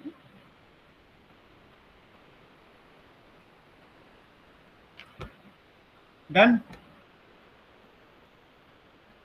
Yes sir. नाउ ये हमारी बात हो गई पॉइंट म्यूटेशन की। पिछली स्लाइड में अगर हम जाएं तो हमने पॉइंट म्यूटेशन किया, इसमें न्यूक्लियोटाइड का टाइप बदला था। अब हम क्या पढ़ने वाले हैं, frame shift mutation. Frame shift mutation यहाँ भी नाम लिखा है बुक में, और अगले चैप्टर में भी आप फ्रेम शिफ्ट म्यूटेशन को दोबारा पढ़ोगे। एनसीईआरटी में दोनों चैप्टर में फ्रेम शिफ्ट म्यूटेशन दिया है। फ्रेम शिफ्ट में क्या होता है, फ्रेम शिफ्ट में कुछ ऐसा है, फॉर एग्जाम्पल मान लीजिए हम पढ़ने वाले हैं फ्रेम शिफ्ट म्यूटेशन, इसको गिबरिश म्यूटेशन भी कहते हैं साइंटिस्ट के नाम पे, गिबरिश mutation.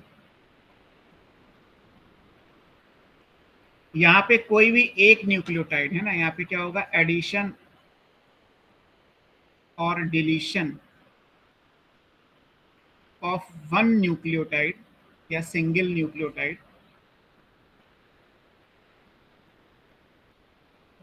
result in change in the entire sequence, पूरा सीक्वेंस बदल जाएगा, change in the entire sequence, entire nucleotide sequence of gene। तो उसको कहते हैं कि फ्रेम शिफ्ट हो गया, फ्रेम बदल गया, जहां से आप एडिशन या डिलीशन करोगे उसके आगे से सब बदल जाएगा, तो उसको फ्रेम शिफ्ट म्यूटेशन कहते हैं। जैसे मान लीजिए कोई डीएनए है, लाइक ये डीएनए है, तो डीएनए को आप कैसे लिखोगे, या जीन है फॉर एग्जांपल, डीएनए मतलब कोई जीन है, तो जीन कैसे लिखोगे, ए T G C C C ji G T A, कुछ भी लिख लीजिए, G C T A T A T G C से मिलके जीन्स बनेगा, कोई पांचवा तो आएगा नहीं, एडेनिन थायमिन ग्वानिन साइटोसिन, कुछ भी लिख लीजिए। अब आप क्या कह रहे हो,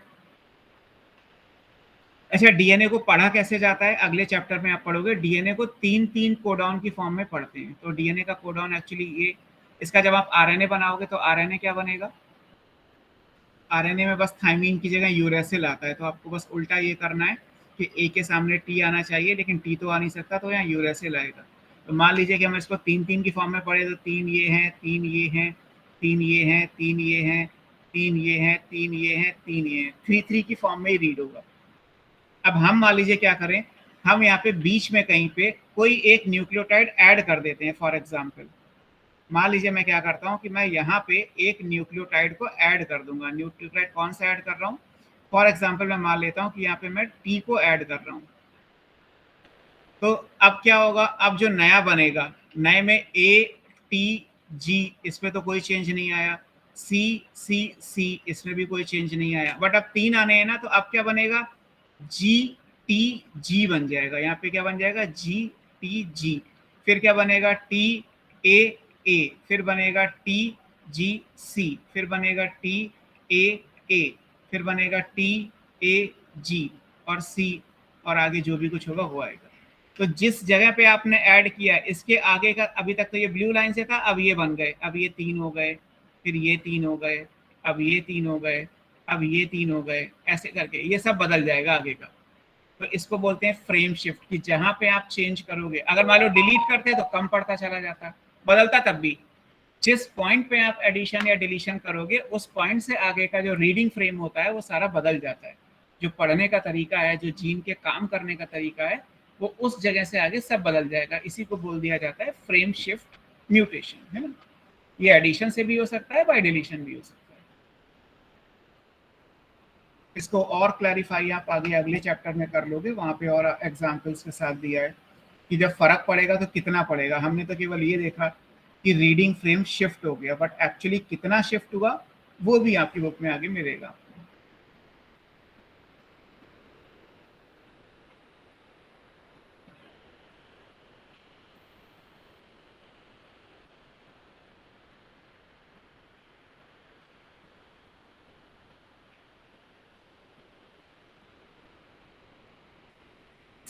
क्लियर? Yes sir. सो ये हमारी सारी बात हो गई म्यूटेशन की, एक पूरा टॉपिक हमने कंप्लीट कर लिया, which is called mutation. Mutation अलग अलग टाइप के हैं, इन म्यूटेशन का प्रैक्टिकल यूज अभी हम आगे पढ़ेंगे, कुछ इस चैप्टर में, कुछ strategy for enhancement in food production में। फ्रेम शिफ्ट म्यूटेशन अगले chapter molecular basis of inheritance में भी दिया हुआ है। अब आते हैं चैप्टर के लास्ट टॉपिक पे, which is genetic disorder, human genetic. Obviously बात है कि जो भी जेनेटिक डिसऑर्डर आप पढ़ने वाले हो वो हमारी बॉडी के डिसऑर्डर है ना, ह्यूमन जेनेटिक डिसऑर्डर। और इन्हीं डिसऑर्डर में आपको पेडिग्री ढूंढनी है। पेडिग्री एनालिसिस भी आपको यहीं से मान के चलिए कि हम साइड बाय साइड पेडिग्री भी समझ रहे हैं, पेडिग्री आगे भी पढ़ लेंगे, लेकिन आप इन्हीं जेनेटिक डिसऑर्डर के बेस पे पेडिग्री को सॉल्व करोगे। अब कौन से डिसऑर्डर की पेडिग्री बनती है या किसकी नहीं बनती है, ये सब अभी आपको पढ़ना बाकी है। तो नेक्स्ट टॉपिक चैप्टर का जो लास्ट सेक्शन है वो आपको पढ़ना है ह्यूमन जेनेटिक डिसऑर्डर। हम अपनी बॉडी के ही पढ़ेंगे, तो मैं डायरेक्ट लिख दे रहा हूँ, ह्यूमन जेनेटिक डिसऑर्डर। म्यूटेशंस वाला काम पूरा हो गया हमारा, जो जेनेटिक वेरिएशन वाला काम था वो पूरा हो गया। ह्यूमन जेनेटिक डिसऑर्डर का मतलब हमारी जीन से रिलेटेड जो हमारी बॉडी में कमियां हैं, जो डिसऑर्डर हैं, ये डिजीज नहीं बोली जाती, इन्हें डिसऑर्डर ही बोला जाता है। जैसे सिकल सेल एनीमिया एक डिसऑर्डर है, या फिनाइल कीटोन्यूरिया एक डिसऑर्डर है, एल्बिनिज्म एक डिसऑर्डर है, डिजीज नहीं बोला जाता है। तो अब बेटर यह है कि आप डिसऑर्डर में याद रखें। अब हमारी बॉडी में जितने भी डिसऑर्डर हैं, जो आपको पढ़ने हैं या नहीं पढ़ने, जो भी हो, ये 2 टाइप के हो सकते हैं। किस बेस पे? कि इनके इनहेरिट करने का पैटर्न क्या है। मतलब जब ये डिसऑर्डर, क्योंकि जेनेटिक्स है तो अगली जनरेशन में जाएगा ही जाएगा, तो जाने का पैटर्न क्या है, उस बेस पे ये 2 टाइप के हैं। एक कहलाते हैं मेंडेलियन डिसऑर्डर। हम वापस लास्ट में मेंडेलियन पे आ गए, फिर से वापस, मतलब जो मेंडेलियन प्रिंसिपल्स को फॉलो करते होंगे, जिनके इनहेरिटेंस मेंडलिज्म के हिसाब से एक्सप्लेन हो सकते होंगे, तो वो मेंडेलियन डिसऑर्डर कहलाते हैं, है ना। यहाँ पे जो भी एग्जाम्पल आप पढ़ने वाले हो, ये प्रिंसिपल ऑफ इनहेरिटेंस जो आपने law of dominance, law of segregation, law of independent assortment पढ़ा है, वो यहाँ पे फॉलो होगा। ऐसे डिसऑर्डर की पेडिग्री बनाई जा सकती है। पेडिग्री एनालिसिस केवल इन्हीं की हो सकती है ना। They can be expressed as pedigree. तो जो पेडिग्री बनती है वो केवल मेंडेलियन डिसऑर्डर की बनती है। जो डिसऑर्डर मेंडलिज्म को फॉलो नहीं करते होंगे वो नॉन मेंडेलियन डिसऑर्डर हैं। इनमें मेंडल के रूल फॉलो नहीं होंगे और इनकी पेडिग्री नहीं बनती, कांट बी एक्सप्रेस्ड।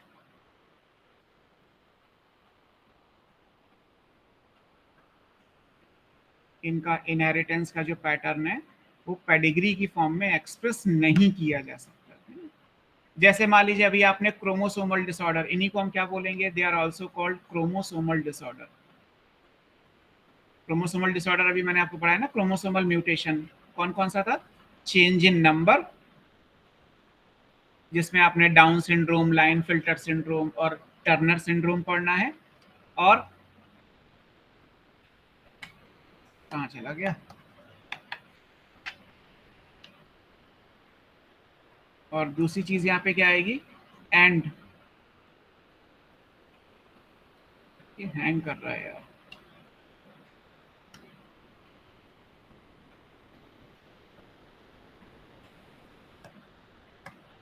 चल ही नहीं रहा पेन।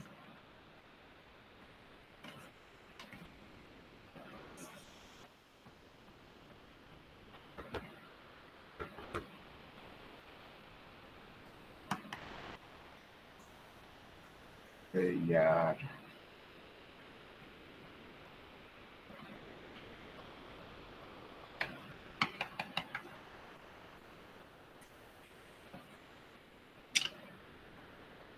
आप लिख लीजिए, चेंज इन नंबर है और चेंज इन स्ट्रक्चर है। गिव मी जस्ट 1 मिनट में इसको ठीक करता हूँ।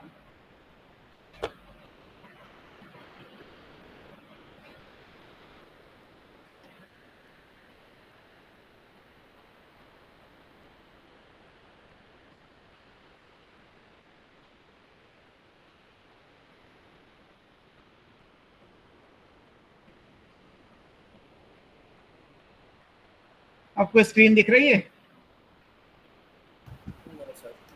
नहीं दिख रही है, अभी प्रेजेंट करता हूँ, रुक जाए।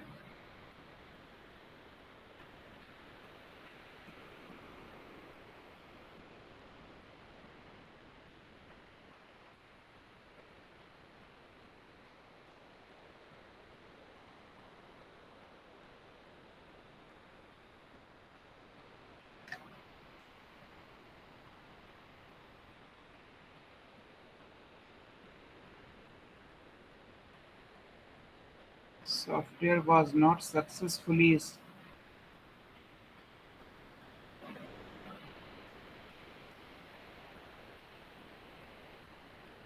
USB not recognized.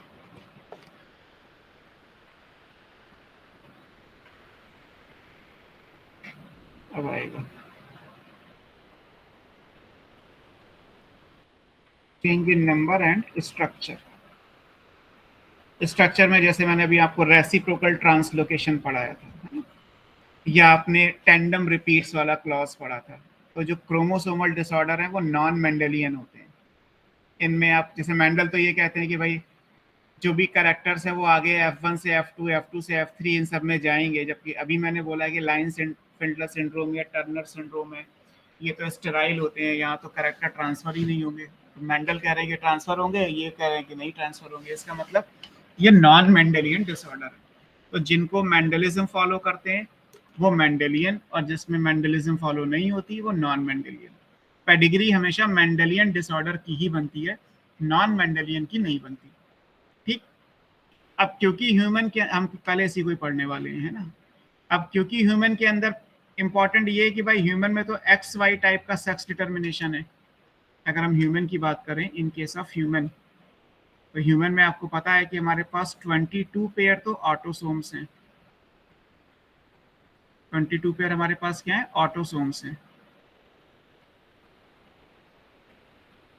और 23rd पेयर जो आएगा हमारा, वो हमारा एक्स वाई मेल में या एक्स एक्स फीमेल में है, वो भी आप जानते हैं। यानी कि अब हम पहले मेंडेलियन की बात कर रहे हैं, तो नॉन मेंडेलियन तो छोड़ दीजिए, जब आएगा तब देखेंगे। तो मेंडेलियन में यानी कि कोई भी डिसऑर्डर होगा तो किस कैटेगरी में होगा, एक तो एक्स वाली कैटेगरी में हो सकता है क्योंकि एक्स मेल में भी है, एक्स फीमेल में भी है। वाई तो केवल मेल में होता है, तो वाई के लिए तो आप पहले ही पढ़ चुके हैं कि वाई वाले जो कैरेक्टर होते हैं वो तो केवल मेल से मेल में ट्रांसफर होते हैं। तो वाई क्रोमोसोम का कोई डिसऑर्डर हमें पढ़ना नहीं है। हमारे पास डिसऑर्डर किसका होगा, एक्स का होगा या ऑटोसोम का होगा। मतलब अगर कोई म्यूटेशन मान लीजिए किसी जगह पे हुआ और वो म्यूटेशन हमारे 1 से लेके 22 क्रोमोसोम के बीच में हुआ, तो वो ऑटोसोमल डिसऑर्डर हो जाएगा, ऑटोसोमल। और वो मेंडलिज्म को फॉलो कर रहा है, ऑलरेडी हमारा टॉपिक ही मेंडलियन वाला चल रहा है। तो ऑटोसोमल डिसऑर्डर का मतलब ये हुआ कि वो जीन जो डिफेक्ट हुआ, जिसमें कमी आई, वो जीन 1 से 22 क्रोमोसोम के बीच में कहीं ना कहीं आती होगी। दैट्स वाई वो क्या बन जाएगा, ऑटोसोमल डिसऑर्डर बन जाएगा। और अगर वो जीन एक्स क्रोमोसोम पे है तो फिर वो कहलाएगा एक्स लिंक्ड डिसऑर्डर। और एक्स लिंक्ड मेल में भी है, एक्स लिंक्ड फीमेल में भी है, तो मेल फीमेल दोनों में ये होगा, है ना। लेकिन मेल और फीमेल दोनों में होने पे कंडीशंस अलग अलग है, बिकॉज मेल में 1 एक्स क्रोमोसोम है और फीमेल में 2 एक्स क्रोमोसोम है।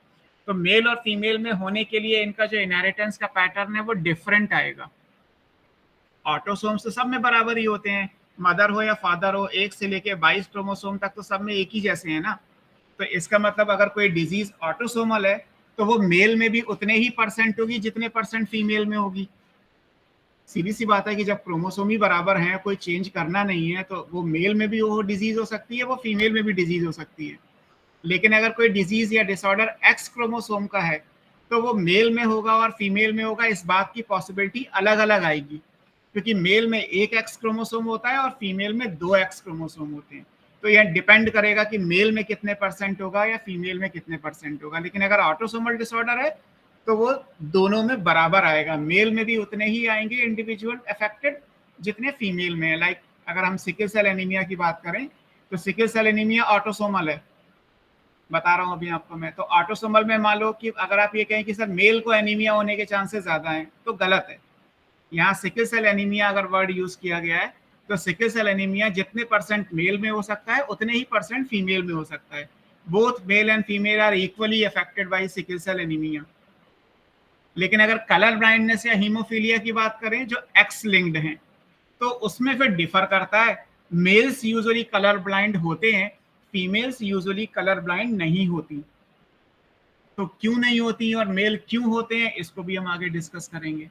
तो यहाँ से मेंडेलियन में भी 2 कैटेगरी हमारे पास आ गई, है ना। अगर हम नेक्स्ट पेज पे ले जाएं तो जैसे आप पेडिग्री सॉल्व करने से पहले क्या सोचोगे, तो मेंडेलियन डिसऑर्डर मान लीजिए है कोई, पेडिग्री बनी हुई है तो मेंडेलियन डिसऑर्डर ही होगा, सिंपल सी बात है।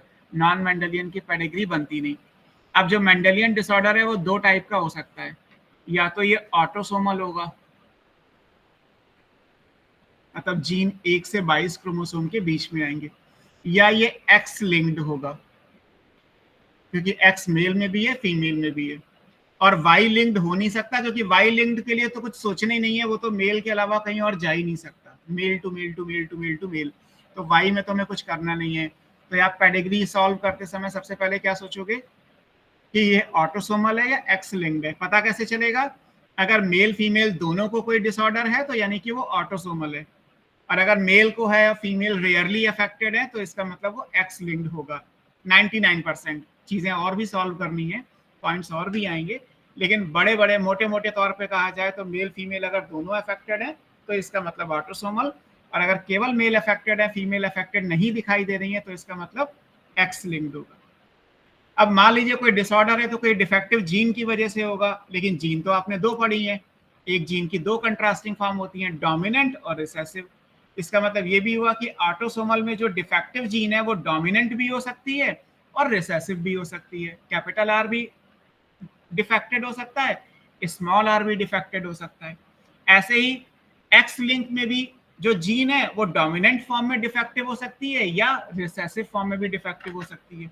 तो यहां से भी दो कैटेगरी आपकी बन गई, एक बन गया ऑटोसोमल डोमिनेंट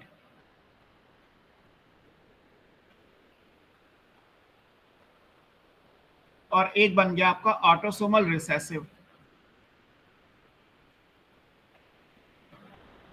डिसऑर्डर। ऐसे एक्स में दो पॉसिबिलिटी हो गई, एक्स लिंक्ड डोमिनेंट डिसऑर्डर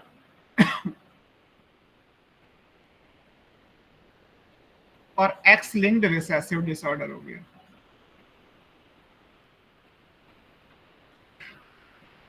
और जहां तक डोमिनेंट या रिसेसिव की बात है, सारे चैप्टर की शुरुआत ही हमने यहीं से की थी। मेन टॉपिक ही हमारा डोमिनेंस और रिसेसिव को लेके था। सेक्स क्रोमोसोम तो बाद में आए, सेक्स डिटर्मिनेशन में आपने क्रोमोसोम को पढ़ा, शुरुआत में तो आपने डोमिनेंस एंड रिसेसिव पढ़ा था। डोमिनेंस में क्या पढ़ा था कि डोमिनेंट कैरेक्टर तो हर जनरेशन में आएगा, डोमिनेंट किसी भी जनरेशन को एक्स मतलब स्किप नहीं कर सकता, छोड़ नहीं सकता। आपको अगर मोनोहाइब्रिड क्रॉस याद हो तो पेरेंट में भी आपने कैपिटल टी लिखा, डोमिनेंट एट ऑल। फिर आपने F1 में भी कैपिटल टी स्मॉल टी लिखा तो भी उसमें कैपिटल टी होने की वजह से टॉल आया। फिर F2 में भी आपने capital T is to capital T small T is to small T लिखा तो वहां भी टॉल 3 आया। आगे भी जाते तो भी आता है। डोमिनेंट कैरेक्टर हर जनरेशन में एक्सप्रेस होता है, उसका मतलब ही यही था कि डोमिनेंट जो हर जनरेशन में एक्सप्रेस होगा वो। रिसेसिव किसी भी जनरेशन को स्किप कर सकते हैं, जैसे F1 में तो रिसेसिव आता ही नहीं। आप मोनोहाइब्रिड क्रॉस याद करिए तो F1 में आपको सारे टॉल मिले थे, कोई डॉर्फ नहीं मिला था, यानी रिसेसिव कैरेक्टर F1 में तो आता ही नहीं है। और अगर F2 में आता भी है तो केवल 25% आता है, वो भी आपने पढ़ा कि F2 में रिसेसिव कितना आएगा, 25% आएगा। 25% चांसेस हैं। अब इसको ह्यूमन में समझो कि मान लीजिए कोई एक डिफेक्टिव कपल है, अब वो डिफेक्टिव जीन अगर मान लीजिए रिसेसिव वाले क्रोमोसोम का है तो आने वाली प्रोजेनी में कैरेक्टर कितने होंगे, एक जनरेशन में तो गायब ही हो गया, क्योंकि एक जनरेशन में तो रिसेसिव कैरेक्टर स्किप हो ही सकता है। F1 में तो रिसेसिव आ ही नहीं रहा था, और F2 में अगर आएगा भी तो इस बात के चांसेस केवल 25% हैं कि वो जो बच्चा पैदा होगा वो रिसेसिव डिसऑर्डर के साथ आएगा। 75% चांसेस तो ये है कि डोमिनेंट कैरेक्टर आएगा, और डोमिनेंट तो ठीक है, तो इसका मतलब रिसेसिव आएगा ही नहीं। तो हर जनरेशन में डिजीज आए या डिसऑर्डर हो इस बात के चांसेस खत्म हो जाते हैं अगर कोई भी रिसेसिव कैरेक्टर होता है। शुरू के 2 पॉइंट किसी भी पेडिग्री को सॉल्व करने के लिए हमेशा यही रहते हैं, चाहो तो पहले ये डिसाइड कर लो कि ऑटोसोमल है या एक्स लिंक्ड है, बाद में इस बात पे चले जाओ कि वो डोमिनेंट या रिसेसिव है। या अगर आप पेडिग्री को ऐसे सॉल्व करना चाहो कि सर मैं तो पहले ये डिसाइड करूंगा कि ये डोमिनेंट या रिसेसिव है, डोमिनेंट हर जनरेशन में आएगा, रिसेसिव किसी भी जनरेशन को स्किप कर देगा, और फिर बाद में देख लो कि अगर डोमिनेंट है तो वो ऑटोसोमल डोमिनेंट है या एक्स लिंक डोमिनेंट है, अगर रिसेसिव है तो ऑटोसोमल रिसेसिव है या एक्स लिंक रिसेसिव है। ऑटोसोमल होगा तो मेल और फीमेल इक्वली अफेक्टेड होंगे, एक्स होगा तो इक्वली अफेक्टेड नहीं होंगे। तो बेसिकली मेंडेलियन डिसऑर्डर की भी ये 4 कैटेगरी हैं जो आपको पढ़नी है। इससे पहले कि हम एक एक डिसऑर्डर पे जाएं तो आपको इन 4 कैटेगरीज के बारे में समझना था कि ये 4 कैटेगरीज कैसे आती हैं, और पेडिग्री भी यही बनती है। सबसे कॉमन क्वेश्चन यही होता है कि आपको एक पेडिग्री बना के दे दी गई, इस तरीके से कुछ पेडिग्री बनी हुई है और आपके 4 ऑप्शन यही है कि ये पेडिग्री कौन से डिसऑर्डर की है, autosomal dominant, autosomal recessive, x dominant, x recessive. अब बताओ तो इस पेडिग्री को सॉल्व करना पड़ेगा और सॉल्व करने पे आप ये कंक्लूड कर पाएंगे कि ये डोमिनेंट है या रिसेसिव, ऑटोसोमल है या फिर एक्स लिंक्ड है। तो हमें यहीं से आगे पढ़ना है, इसके आगे आपको सिर्फ डिजीजेस के नाम पढ़ने हैं। आपकी बुक में एक्स लिंक्ड डोमिनेंट का कोई भी एग्जाम्पल नहीं दिया है, बट क्योंकि बाकी के 3 के दिए हैं तो कंट्रास्ट करने के लिए, पूरा करने के लिए मैंने आपको एक्स लिंक्ड डोमिनेंट का भी एग्जाम्पल पढ़ा दिया है। एक एग्जाम्पल आपको बुक में दे रखा है ना।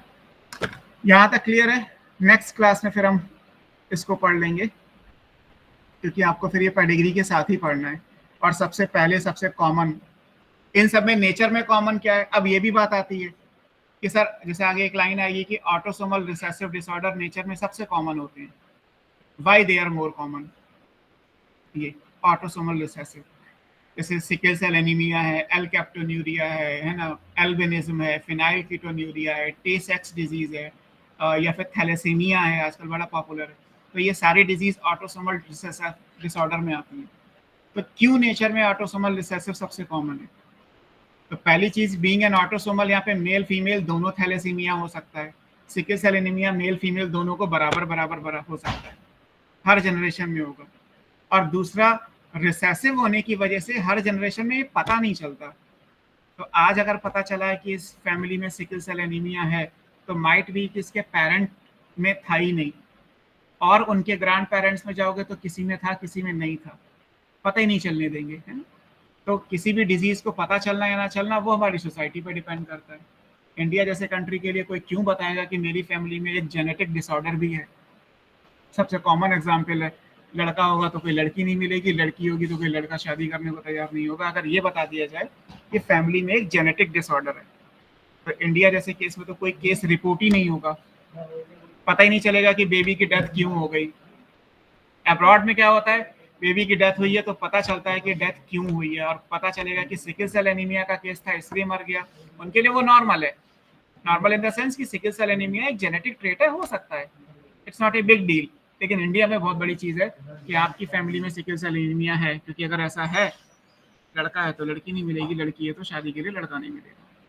तो इंडिया जैसे केस में केसेस रिपोर्ट नहीं होते, जो केसेस रिपोर्ट होते हैं उन्हीं को पेडिग्री की फॉर्म में पूरी दुनिया स्टडी करती है। तो जैसे आप आगे पढ़ोगे कि इंग्लैंड की महारानी के केस में उनकी फैमिली में जो है वो कलर ब्लाइंडनेस या हीमोफीलिया जैसी डिजीजेस हैं, तो आज भी जो है वो वही एग्जाम्पल रॉयल फैमिली का दिया जाता है, ब्रिटिश रॉयल फैमिली का, जहाँ पहला केस, सो कॉल्ड पहला मतलब पहला जो ऑन पेपर आया, क्योंकि वो किंग है, क्वीन है, तो भाई उन्होंने डिसाइड कर लिया कि पब्लिकली भी ये बात अगर जा रही है तो मुझे फर्क नहीं पड़ रहा, वैसे भी कौन सा किसी प्रिंस को एक आम लड़की से शादी करनी है, हाई प्रोफाइल में शादी होगी जहाँ पे जेनेटिक डिसऑर्डर मैटर नहीं करता होगा, है ना। तो एग्जाम्पल भी आपको वो मिलेंगे जो रिपोर्ट होते हैं, जिनका जेनेटिक एनालिसिस करके, जीनोम एनालिसिस करके, जेनेटिक काउंसलिंग करके ये बताया जाता है कि अगर बेबी भी होगा तो इतने परसेंट वो अफेक्टेड होगा, इतने परसेंट कैरियर होगा, इतने परसेंट नॉर्मल होगा। अब आप देख लो कि आपको ट्राई करना है बेबी के लिए, प्लान करना है या नहीं करना है।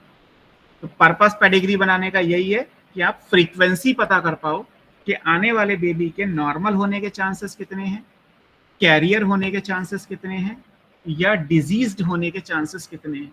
और अगर डिजीज लीथल है तो एम्ब्रियोनिक स्टेज में ही डेथ हो जाएगी, यानी बेबी भी बॉर्न नहीं हो पाएगा, स्टिल बर्थ होगी या एम्ब्रियो ही अबॉर्ट कर जाएगा। ये चीज भी आप इस पेडिग्री एनालिसिस से निकाल सकते हो, है ना? ये सबका यूज है। सर ये हीमोफिलिक मैन अगर किसी नॉर्मल वुमेन से शादी करता है तो फिर सर उसमें जो चिल्ड्रन होंगे वो कैसे होंगे, नॉर्मल होंगे? वो अभी हम बनाएंगे ना क्रॉस, आप अगली क्लास में जैसे सारे डिसऑर्डर पढ़ोगे तो ये जो क्वेश्चन आप कर रहे हो ये मैं खुद ही करा दूंगा, ऐसे बहुत सारे क्वेश्चन आ जाएंगे। सर ये वो आया था ना सर पेपर में, तो कोई बात नहीं, नेक्स्ट क्लास में सॉल्व कर लेंगे, क्योंकि इसके लिए आपको सारे कॉम्बिनेशंस पहले देखने पड़ेंगे ना। पहले समझ तो लो कि एक्स लिंक रिसेसिव वर्क कैसे करता है, फिर एक्स लिंक रिसेसिव में आप हीमोफीलिया और कलर ब्लाइंडनेस के जो न्यूमेरिकल क्वेश्चंस टाइप के जो क्वेश्चंस हैं, थोड़ा लॉजिकल क्वेश्चंस हैं, उनको सॉल्व करोगे, है ना।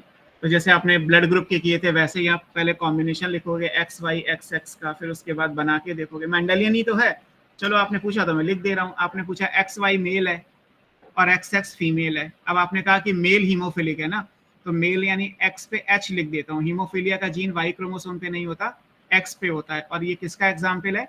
ये एक्स लिंक्ड रिसेसिव डिसऑर्डर का एग्जाम्पल है। अब तो क्रॉस कर लोगे ना, इस एक्स का इससे क्रॉस होगा तो Yes, क्या sir. बनेगा एक्स एच एक्स, इस एक्स का इससे होगा तो क्या बनेगा एक्स एच एक्स, इस वाई का इस एक्स से बनेगा तो एक्स वाई, इस वाई का इस एक्स से बनेगा तो एक्स वाई। यानी सारे लड़के तो नॉर्मल है और सारी लड़कियां जो है वो कैरियर हैं।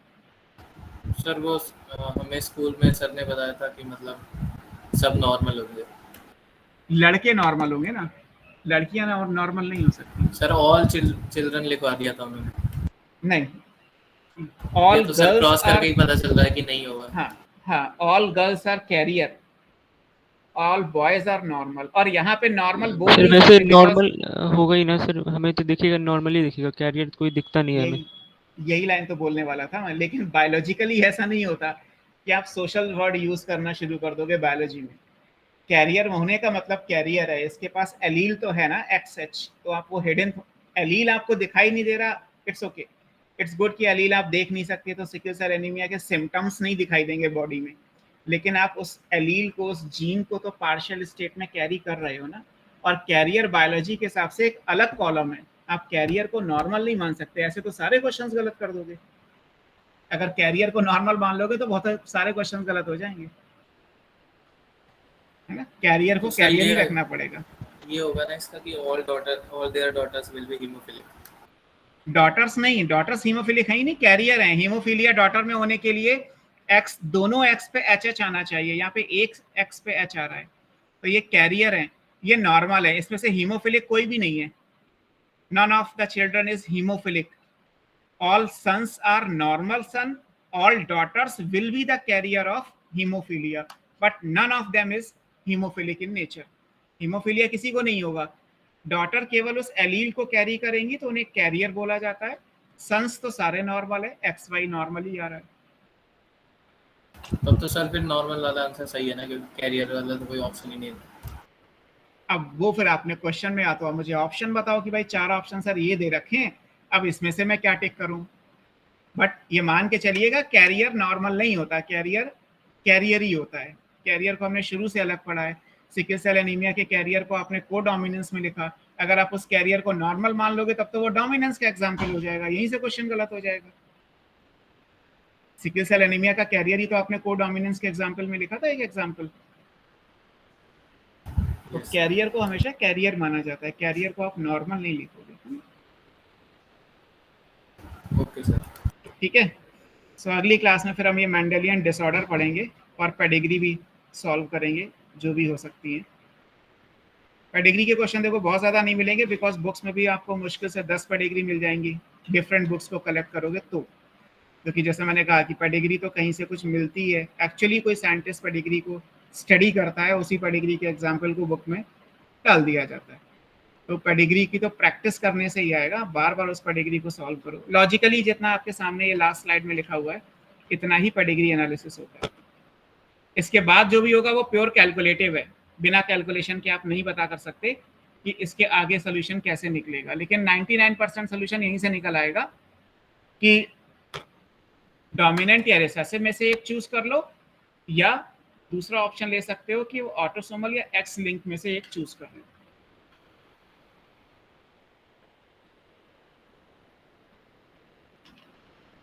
ठीक है, so this is for the class. अगली क्लास में हम फिनिश करते हैं इसे।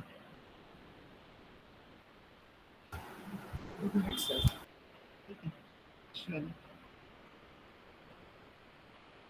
Good bye, good evening, good night.